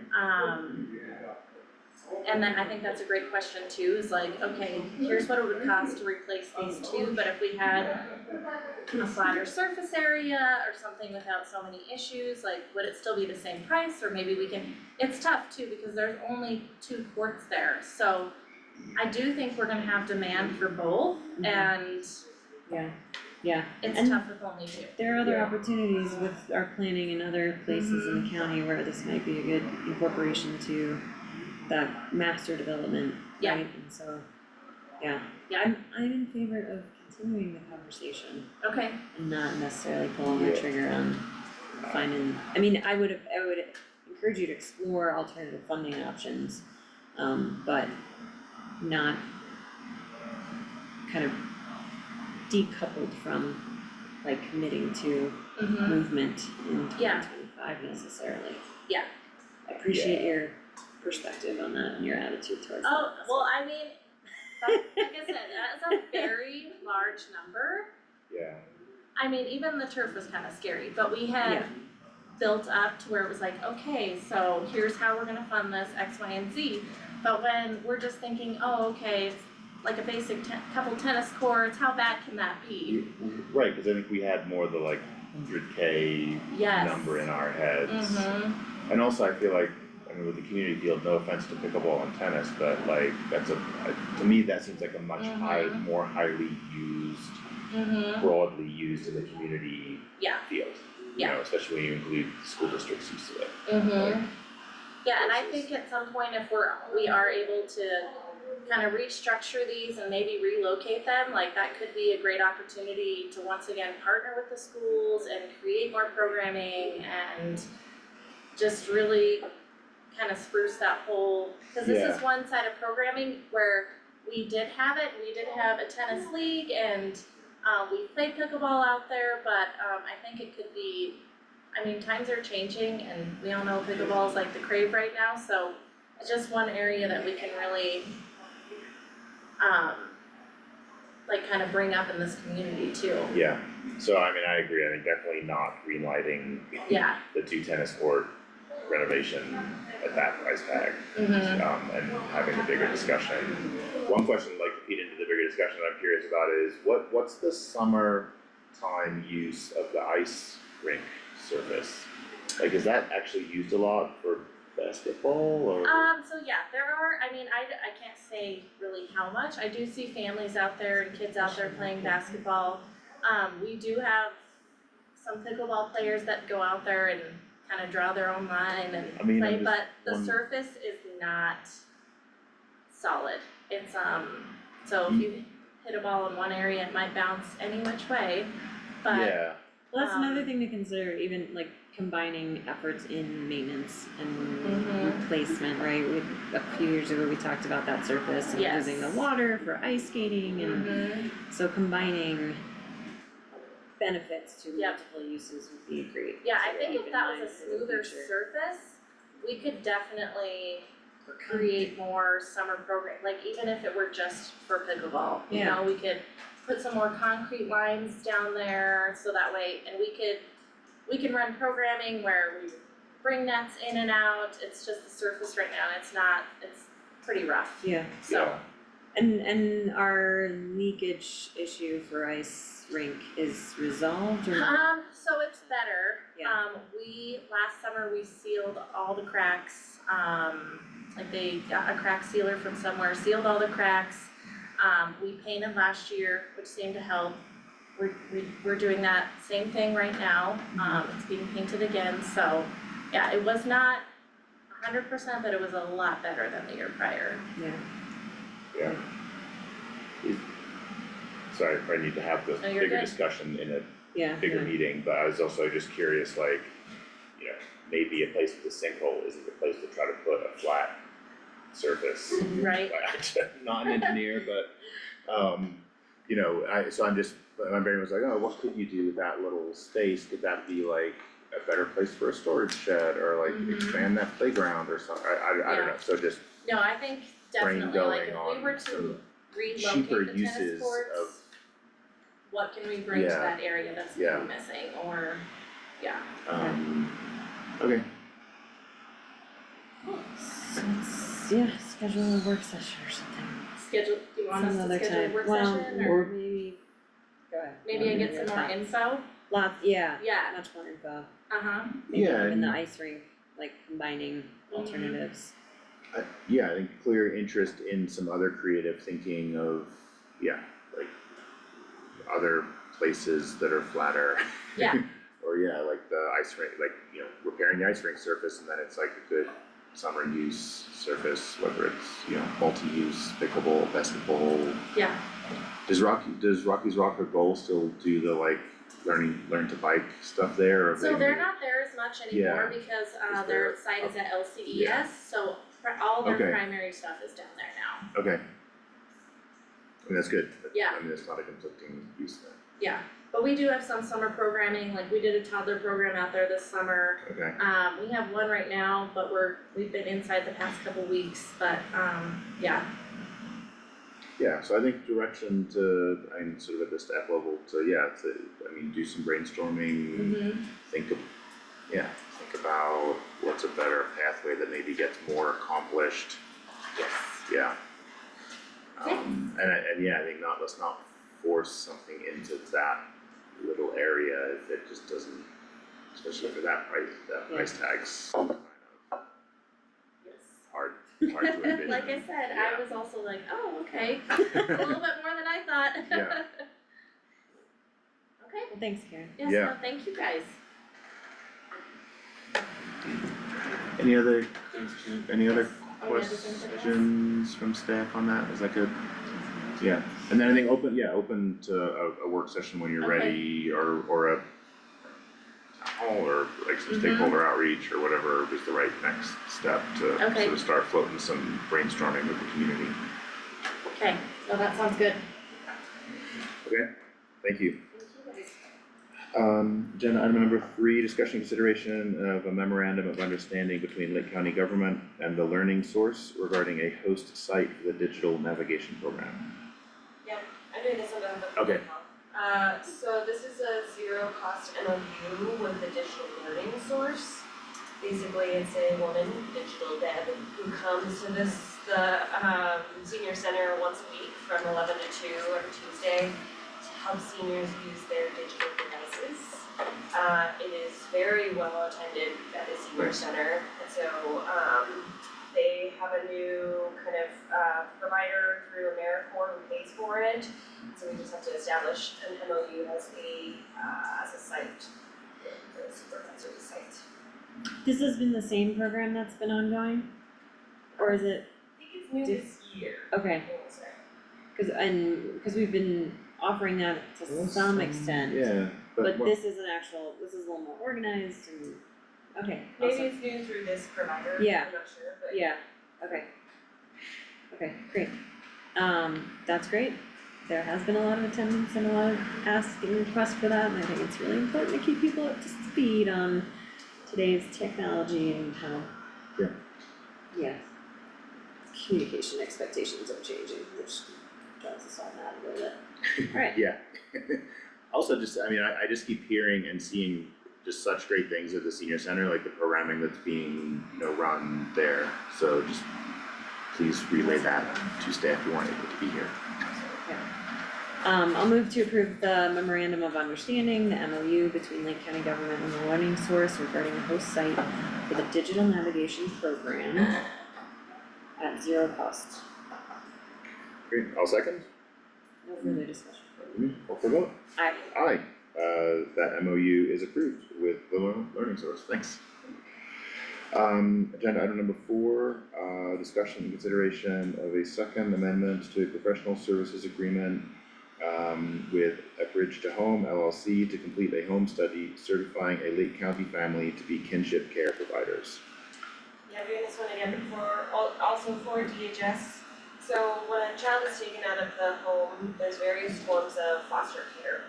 One of which is kinship care, replacement with a family member. Kinship placement is eligible for monthly payments by the state, but they have to be certified. So we currently have a child with a family member, they want to get certified so they're eligible for that monthly stipend to be able to pay for XYZ for the child. That certification happens through a child placement agency, A Bridge to Home, so it's us contracting with them to do that certification so this foster family kinship placement can be eligible for payment. $3,500 a month. It is within our child welfare allocation. Good. No questions from me. Yeah. Alright, I'll move to approve the second amendment to the professional service agreement with A Bridge to Home LLC to complete a home study certifying the Lake County family to be kinship care providers. I'll second. Nothing further. Okay. Aye. Aye. That PSA with A Bridge to Home LLC is approved. Thank you. Agenda item number 5, discussion and consideration of the adoption of the final version of the Arkansas River Community Preserve Management Plan. Sure, I'll lead this one. Jane is at a conference and the timing was challenging, so she wasn't able to join. So I think just high level overview, and I know Wendy McDermott is on as well, can help answer questions. So been working on the development of this management plan since January of this year, so the start of this year.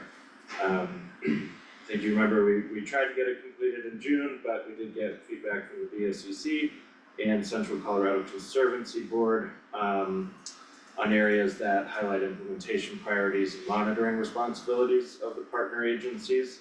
So you'll see those changes reflected in tables in section 7 on page 22.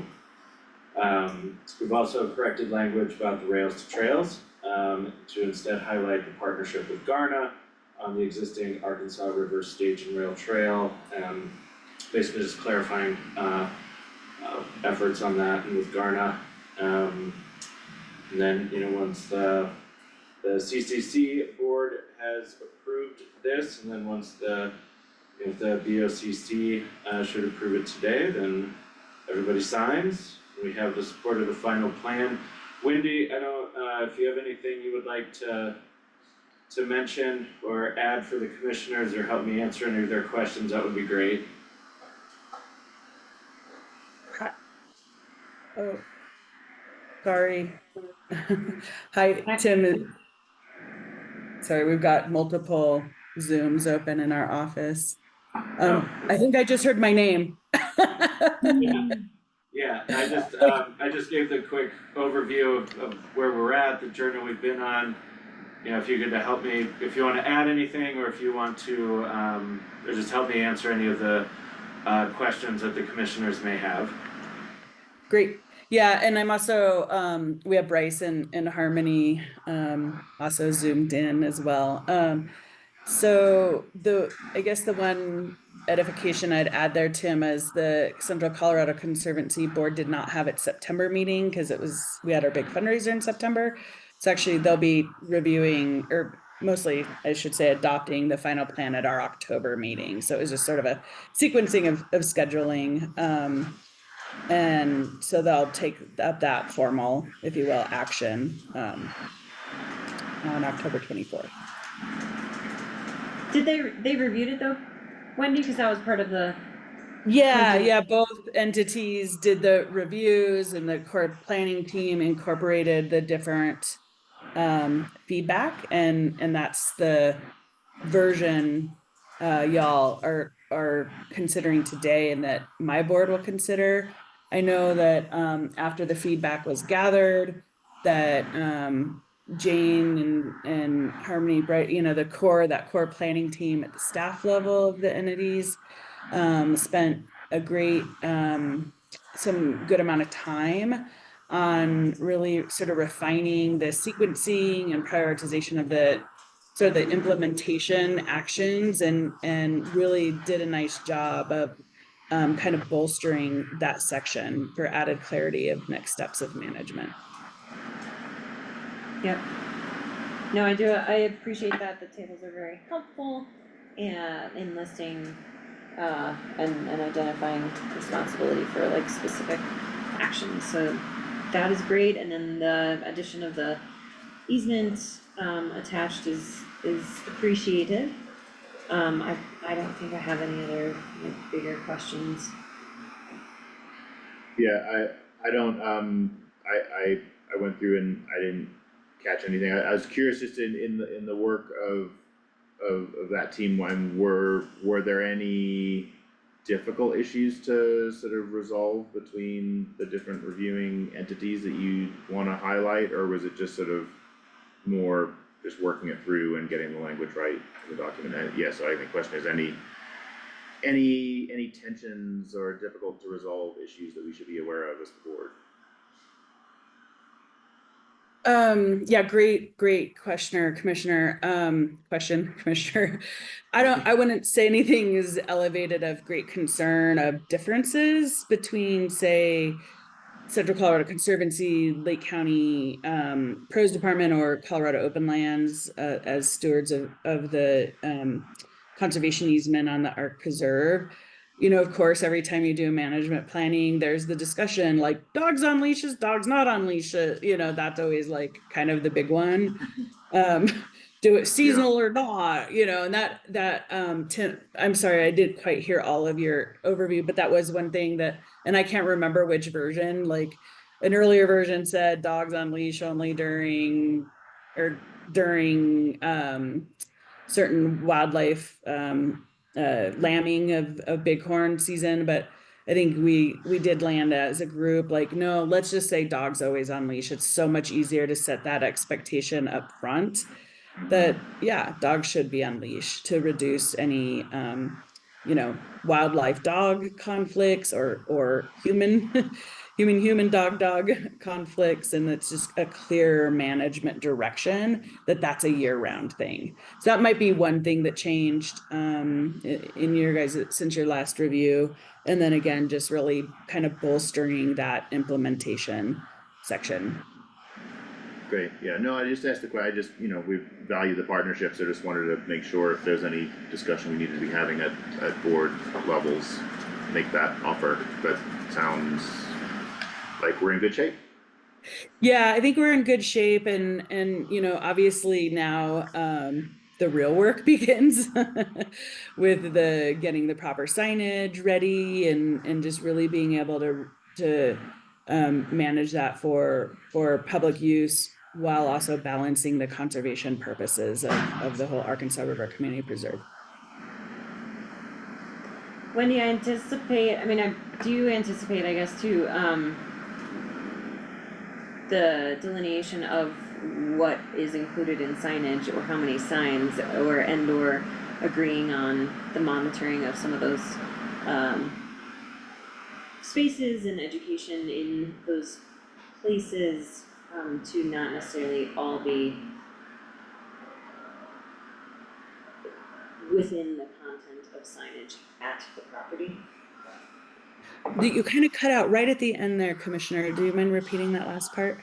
Sure. Do you, I would anticipate the conversation around like all the signage and education pieces, there's a lot of reference to the signage and educating, and a lot of that would likely be across physical signage on site and website education alternatives, right? Instead of littering kind of the area with a bunch of signage or huge signs. Yeah. Okay. The priority areas to start would be at like the ingress location, like where people access the property, and that's going to be the starting point. You know, all of this is going to cost money between our respective entities, and sort of still really just figuring that out. And yeah, so I think the exact level of interpretive signage and at what locations will still be sorted out, but obviously at those main points of access, we need to have the sign that has the map, understanding sort of the management structure, what the clear things are that are allowed or not allowed, you know, those sort of nuts and bolts, so the public can understand that right as they access the property. And then also figuring out where people can access information about the management of the property online as well, to have that online resource. And maybe some of that looks like there'll be maybe QR codes or something on a sign. Like, I think that's sort of the next big step, is really determining the appropriate level of signage needed to open to the public. Right. Okay. Excellent. Thanks, Wendy. Thank you. Yeah. Yeah, and that was good for me, so look for motion. I think, Wendy, just one question, just for the orders of this, so if the board adopts this, then we need to wait for your board to adopt it, and then we'll do signatures?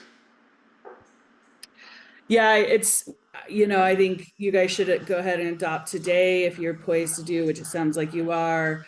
we can, we got a little bit of delay just because our October board meeting had to be rescheduled to later the month.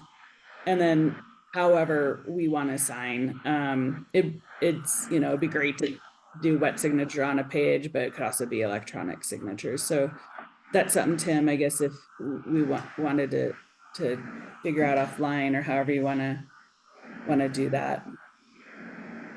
Yeah, I guess I would just suggest then for your motion to approve pending CCC approval with no changes.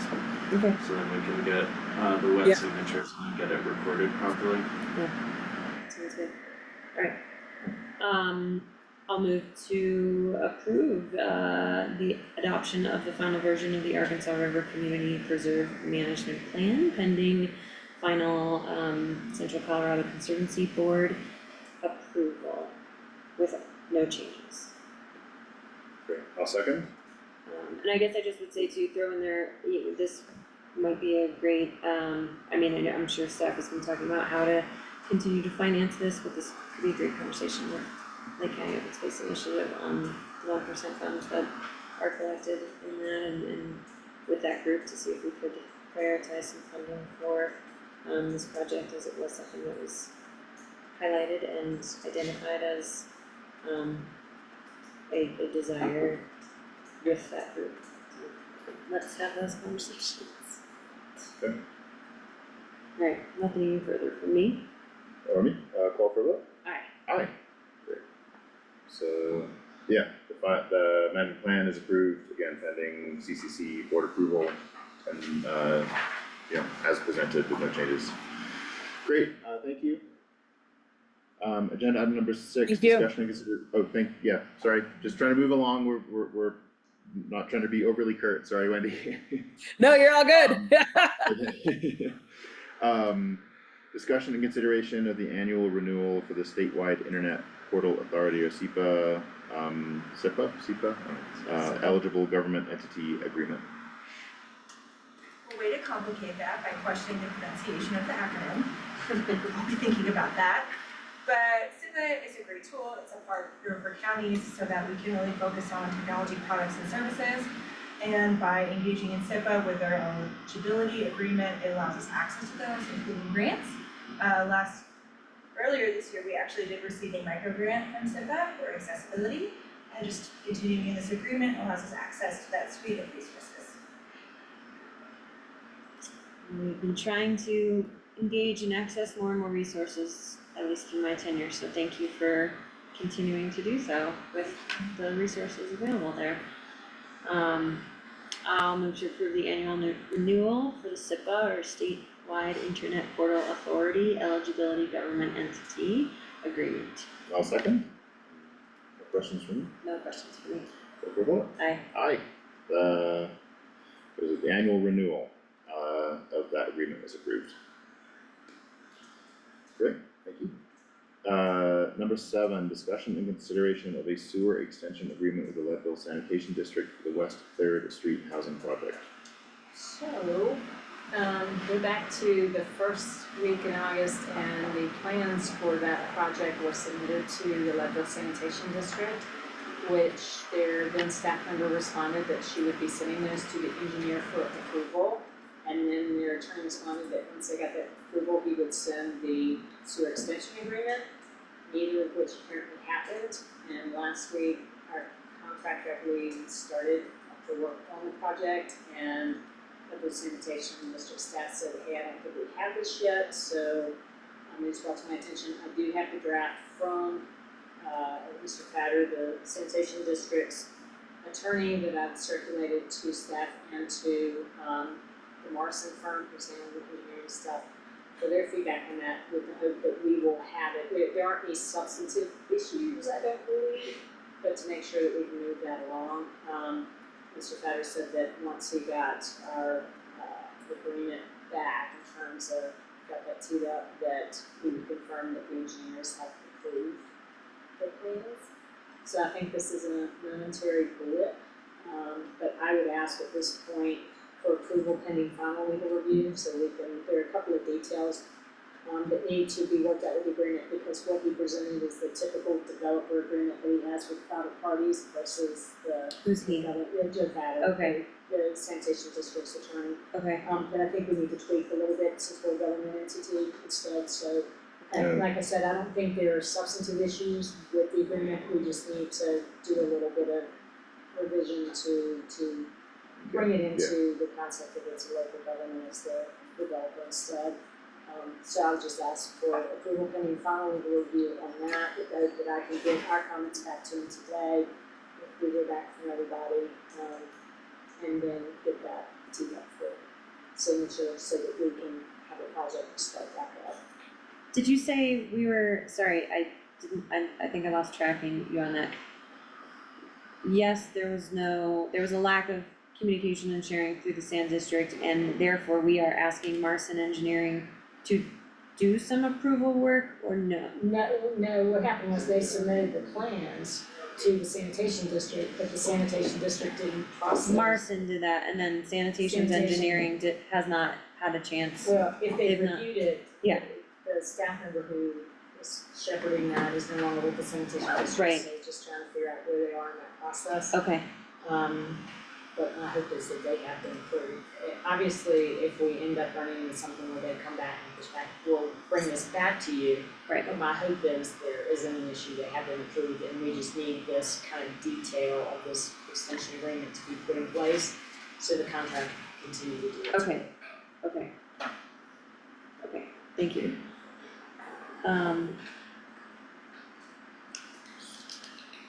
So look for a motion to approve the sewer extension agreement with Leadville Sanitation District for the West Third Street Housing Project pending final legal review.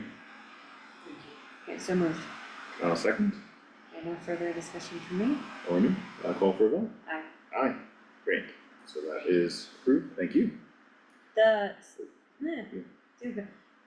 This is Third Street, is Sixth Street moving, this incorporates that as well, or we don't have an extension because it's not, the infrastructure exists there and it's just a different level of This is, the this like is for the Third vol- Street. scope of the project. Just for the Third Street Right. project right now. Yeah. So I'm not really received anything about the Sixth Street. Okay. Okay, just wanna clarify Make sure that it both of keeps those are moving, and I think Sixth Street was in a different condition. And there was some main extension that we needed to do on the Third Street area. But just wanting to make sure that that all of that has also been communicated and circulated through Leadville Sand as well. That would be great to I will just check, please. I will follow up. Excellent. Check and kind of see Okay. where we are on that. Thank you. Okay. It may be more straightforward and not. Okay, thank you so much. Alright. Okay. Agenda item number 8, discussion and consideration of an amended scope of work with dynamic program management, or DPM, for renovations to Lake County Courthouse for detentions, law enforcement, and court security. Sure, so Dynamic Program Management is a current agreement with Lake County Government for owner's representative services for the Community Justice Center. What I would like to do is amend their scope of work from the Monroe site to Lake County Courthouse. And then we can add in the pieces on detentions, law enforcement, and court security. This doesn't have a budgetary impact since it's already been budgeted for this year. I would like to extend it into 2025. So they're pretty minor adjustments to the scope of work. The not to exceed doesn't change. Yeah. Yep. Yeah, and that budget amount doesn't change, so. Yeah. And besides shifting the building location, I mean, the scope is quite broad, like just for those functions. Yeah. Just so we don't hem ourselves in accidentally. Yeah. Okay, I'll move to approve the amended scope of work with dynamic project management for renovations to the Lake County Courthouse for detentions, law enforcement, and court security. great, I'll second, Nothing further from me. or me, call for vote. Aye. Aye. So that amended scope of work, with the mentioned changes is approved. Awesome, thanks. Number 9, discussion and consideration of resolution 2024-31 to change the signers on Lake County's First Mountain bank account. That's led by BOCC, but sorry, I'm not prepped on this. Well, this is just, I mean, yeah. So our main bank account is with First Mountain Bank. They are now requesting a resolution from the board on who the signers are. It is the board's authority to have those folks on there. So currently we have Commissioner Fiedler, Commissioner Mudge, Clerk and Recorder Lauritzen, Deputy Clerk and Recorder Quintana, Treasurer Smith, and Deputy Treasurer Romero. The additions would be adding Commissioner Edwards, and then the county manager. Okay, great, thank you. Yeah, all good with me. I don't have any questions, yeah. So, I'll move to approve, this is correct, resolution 31? Yep. Okay, thank you. Resolution 24-31 to change signers on Lake County's First Mountain Bank. yeah, and they'll just read out the title on the resolution, Yes, so. please, thank you. A resolution designating authorized signatories on the county's bank accounts. So good. Sorry, I lost track, did you make that? Yes. Okay, I'll second that motion, and Thank you as I for read the into the, amendment. yeah. The formal title, no comments from me, Nothing more from me. call for a vote? Aye. Aye. Great, that resolution 24-31 is approved. Number 10, discussion and consideration of the ratification of resolution 2024-32, authorizing Lake County pros and Get Out There with Leadville to pursue Colorado Parks and Wildlife non-motorized trails planning grant. So this is, do you want me to say it? We're not ratifying the resolution, we're Right, passing the yeah, resolution as discussion, well. yep. And then this is an effort with the county and partners to prepare, traffic and recreation access mitigation along County Road 4, in the face, well, not in the face of, but, in response to, further development down County Road 4. Also has been identified in the Mineral Belt Trails, original creation documents and intents to explore extensions of the Mineral Belt Trail. This extension would be intended to plan, study, and design a spur off the Mineral Belt, if you will, from or through Community Field, down County Road 4, along County Road 9, to, and following to the Leadville Junction site for where there's a lot of recreation access.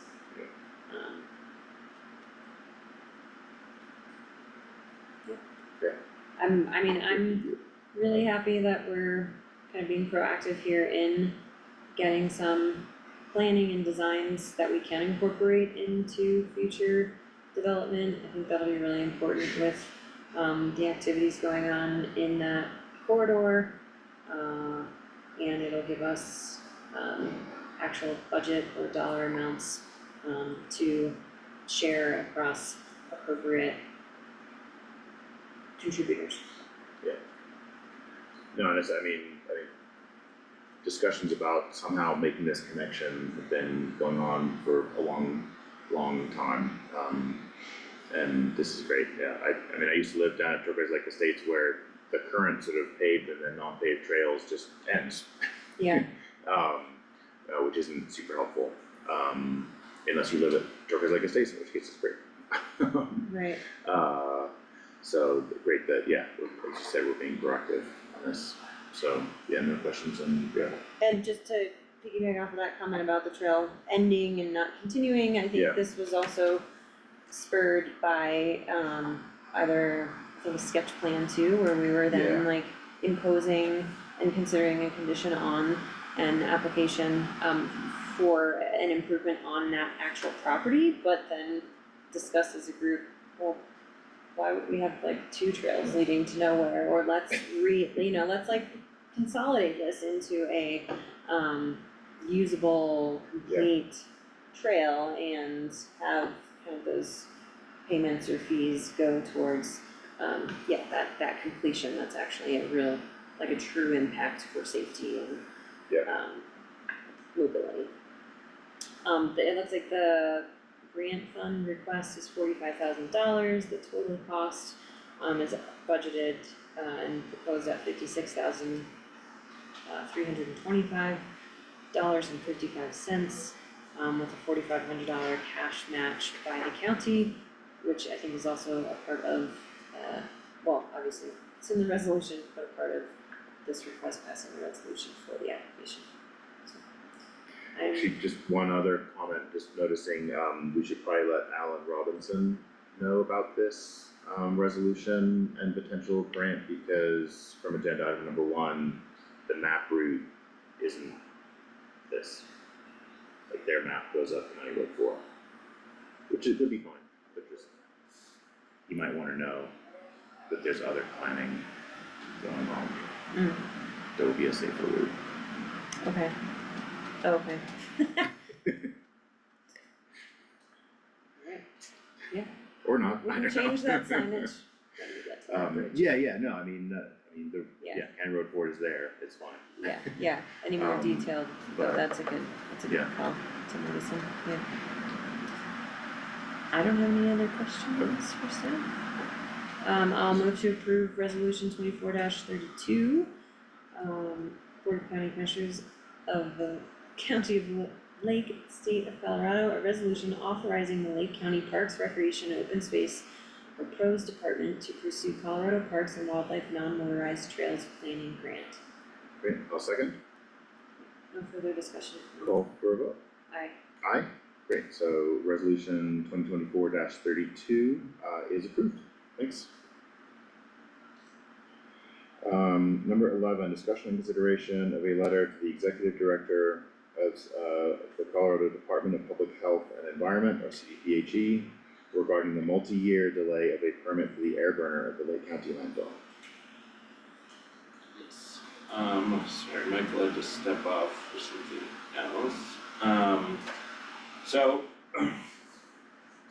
in 2021, Lake County purchased, it was actually in the 20 budget, but in 2021, Lake County received the delivery of an air burner as one part of our mitigation efforts for landowners to do mitigation on their property, bring it to the landfill, and we could be able to burn it there into charcoal that could or could not be used for various things, but it could be used. Another part of that is the commissioners being cognizant that slash takes up a lot of space in the landfill. New cells in the landfill are very expensive. So we had worked with CDPHE, I believe when we purchased the air burner, to get an APEN or air pollution. Sorry, no,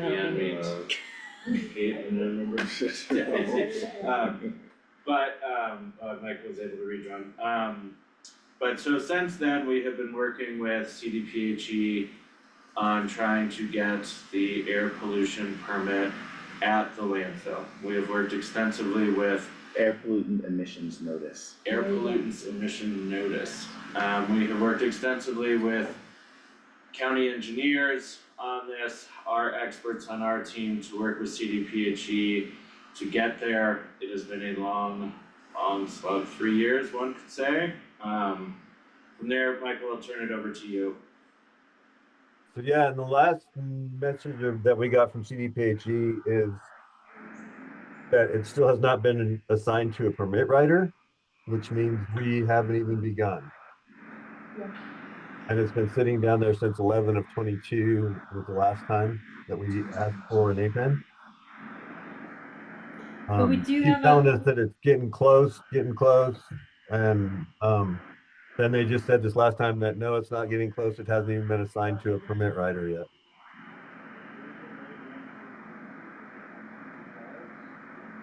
So, yeah, so I mean, I think a letter, I mean, two questions on the letter. One is, I mean, I think if we could have sort of, just so it's not like a long prose, like maybe just like an appendix or whatever, or, you know, a attachment of kind of like the timeline, just to make that point really clearly. And then I guess, do we have is there a clear ask in CDPHE speak? Like, do we know, like, are we asking for it to get assigned to a title person or do we want an expedited outcome? Like, I just wildfire priorities. I like the word expedited outcome, that sounds excellent. So yes to all of the above, so expedited, but like clear next steps and what is the timeline? Every time they give Michael or I an update, it's like, oh, we'll follow up in a month. We follow up in a month, we're like, oh, you need to talk to this next person. Okay, why didn't you tell me a month ago? So I think an expedited review process of this, they have all of our information, none of that has changed. A clear timeline for approval, or just an answer from CDPHE, and if they, for whatever reason, in their infinite wisdom, decide that we can't have it at the landfill, we need to know so we can move it. Yeah. Which would be inconvenient, but we could at least but then it move forward. gives us direction so we can do it. I would also say, I mean, I think Michael might have some ideas on alternative solutions as well, and maybe we should discuss if we don't get a response or don't have clear promise from CDPHE, can we move towards that? On Melissa Decker, the deputy county attorney, is engaged on this and has been reaching out to the folks there too, and like 3 different contacts, and she plans to continue pinging them consistently to get it, because it's, as Michael said, it hadn't even been assigned to someone for the committee. Okay. So that will, as she put it, be the squeaky wheel. Okay. So It's also just occurring to me to like go to like State Forest Service or DNR and contacts there to put pressure on, like, as this is going to be a problem holding up our continued wildfire mitigation efforts, so. And I think that's one of the Very things clearly she pointed mentioning out that. too. Yeah. So a little bit more history on that too. When we started looking at this air burner, we did a bunch of research around Colorado, people that already have them. And they were permitted without a problem. I'm not sure what the deal is with Lake County, other than we were looking at the landfill where we already have a Title V permit. And why they couldn't permit it under the landfill, they have not ever given us a reason. But there is an option of moving it off the landfill right next to the landfill on property that the county owns that we just purchased back from the Bureau of Reclamation. Some of it's in the landfill, but like 15 acres of it is not. And that would still allow us to use it close enough to the landfill where it would be beneficial. And that would probably be as the last option, because we're also looking at that area for a composting facility. That same area, Michael? Yeah, because it's all off the landfill and could be permitted separately from the landfill. Okay. Yeah, I mean, I think that's also worth exploring, even if eventually, well, it sounds like eventually long-term plans are moving to relocate or locate those like services and activities in that area, so, I mean, all to say, if you feel like we could move that sooner and have it available sooner. Some of our planning for next year is to look more in depth into the composting stuff, which in my opinion, the air burner would work well with that, because it also makes biochar. We can use it with the composting. Yep. So at this point, you just want guidance, direction Well, I think, the from guidance us on to that, draft that letter and. Yeah, I mean, last year we did have the executive director of CDPHE here, she did say she would work on it. We're here, Be good to mention that too in the timeline. Yeah. Yeah. I think we're pretty clear. Do you, I think we just give guidance and maybe I can sign as chair when it's ready. I don't think we need to vote, I mean. Yeah, no, I just be aware. have the discussion and remind the board of where we're at. Yep. And then, yeah, then we can send it formally and then also discuss other ways to get it in front of people who could make things move. Yeah. Thank you. Okay, yeah, thanks, yeah. Thank you. Thanks, Michael. Yeah. Yep. Okay, then I think just a calendar and work session review and the consent agenda.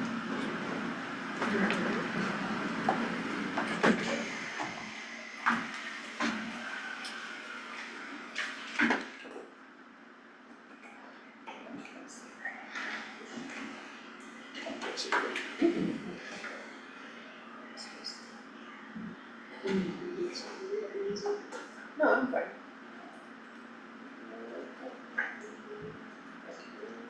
You could stop sharing. And also, I mean, just state the obvious, Commissioner Edwards isn't here. I'm sorry, Peter, did you wanna make a comment or do you wanna talk, like? No, you could- just, it was not a public comment, just a professional opinion.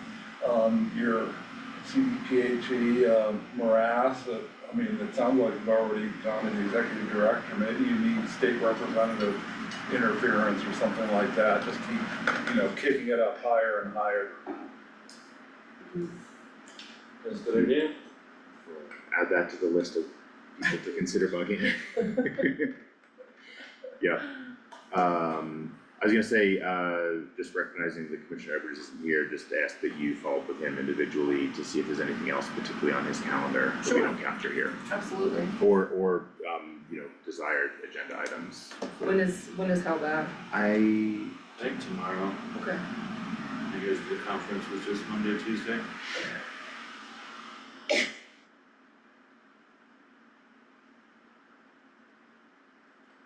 Okay, yeah, Monday the 7th is obviously a holiday, so county offices are closed. Oh, can you change, sorry, a posting, I believe it's been posted, but we're having a special meeting tomorrow night for the housing authority. Can you add that to our planner for this week, please? Is that, yeah, what time is that? 5 to 7 virtual only. So housing authority special tomorrow? Yes. Okay. October 2nd. And I'll send you, here, I'll forward you the, I'm sure it's on your calendar. not yet. Okay. I will forward you that agenda with that meeting info. Okay. There you go. Yeah, I'll have that as soon as we get back to the office.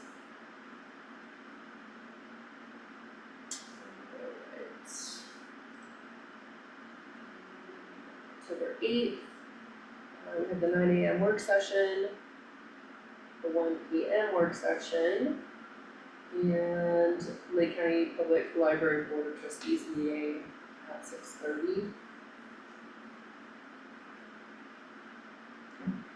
Forgive me if I missed anything, calendars are a little cluttered next week with everything going on, so. I don't have anything else except for then the budget, I mean, obviously like no, definitely not on Tuesday and just the budget work sessions. Right, October 9th. Community coffee at 8:30, work session at 9 AM. Sarah, I still don't have any detailed information for these. Oh, okay. For this one, if you would maybe forward Send you that that to me. too, yep. So the executive board meeting, at 10 AM and the Arkansas Basin Roundtable regular meeting at 12:30 and airport advisory board meeting at 1.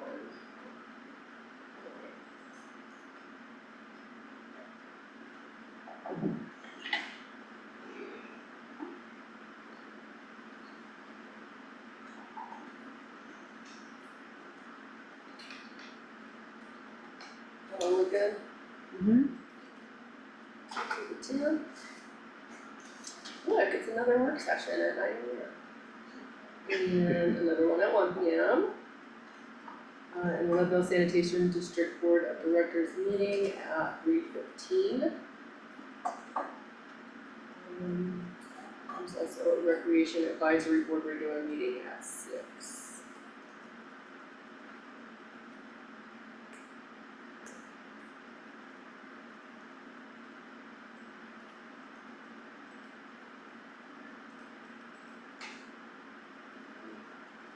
And on the 11th, work session at 9 AM.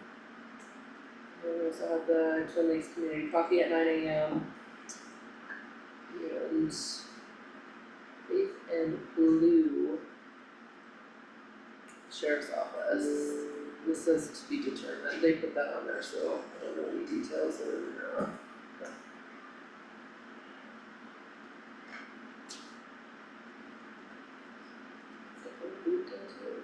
Okay.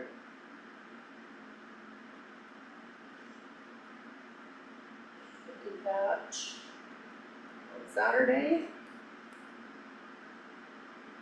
Okay, so this looks like it's an all weekend thing.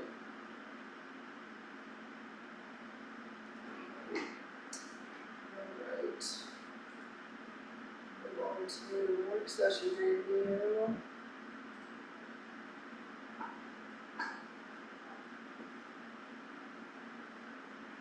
Saying that any of this looks weird.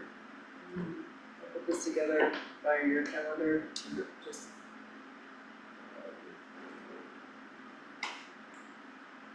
Next week will be our budget presentations, from all departments and elected offices. So we will have the third quarter budget presentations, which you'll see, 24 budgets to actuals, update on 24 budget book, short and long-term goals, and then preliminary, budget. So we'll be kicked off by Sheriff Speckman, go to Public Works, Public Health, Human Services. Great.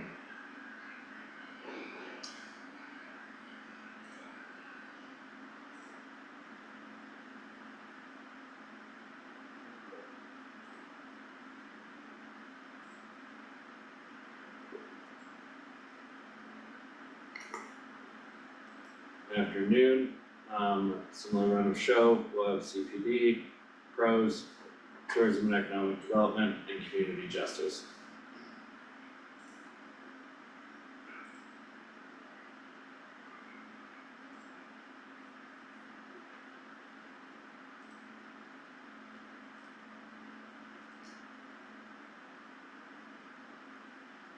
Wednesday, kick off with the airport, library, clerk and recorder, treasurers, assessors, and water resources.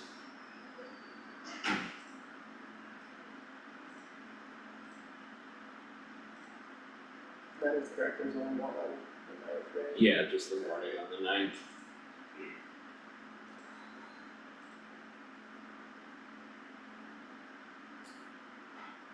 Tenth, you'll hear from the county attorney, county manager, county operations, finance, and HR.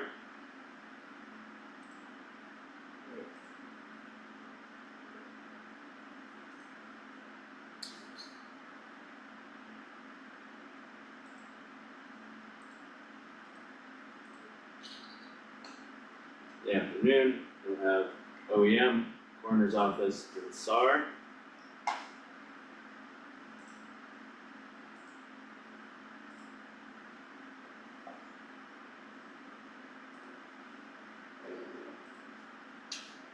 And on the 11th will be a general discussion and seeking any guidance from the BOCC on budget presentations and priorities, because we will make the budget public by the next week on the 15th, which is a statutory requirement. So obviously we'll take all of your feedback throughout the presentations, but Friday is meant for you to think on it and write anything else before we make everything public. And we'll do similar to what we did last year, you know, everything will be by the public notice in the paper. Do comms push outs on it, budget will be on the website, we'll have that constituent feedback form on the budget, all of that. Great, okay. And there's no, so that 11th, I don't mean that's it in a negative way, but the 11th is the day there's not another work session like before actually posting it, because we need some time to actually pull it together. Yes. Okay, great. Yeah. I really appreciate having that open-ended work session on the 11th. So yeah, so it's not just the immediate off-the-cuff reactions in each presentation, that's great. Sure. Sounds good. Yeah. Thanks, Andrew. Yeah. And then if you have any questions on your consent agenda, just gonna start putting any letters of support on the consent agenda. We did get the Panarch Estates Metro District Annual Report. There's nothing really the county commissioners can do, but might as well have it there. Yeah. Actually, that was, I mean. I mean, you can yeah, ask questions, sorry. No, but I mean, in my experience, that's somewhat of a formality, like, I mean, they have their own governance. Yes. And, like. Yeah, it is, and yeah, they're It's not required like. to submit it, yeah. We can send it back and say, do something different. Right? So, yeah. But I'm not sure clerk and recorder, does it get recorded? Okay. Okay, alright. Then look for, yeah, I didn't have any other questions on the consent agenda, so I look for a motion to approve the consent agenda. So moved. Second, call for a vote. Aye. Aye, the consent agenda is approved as posted. And with that, at 1:31 PM, we are adjourned. Thank you, everyone.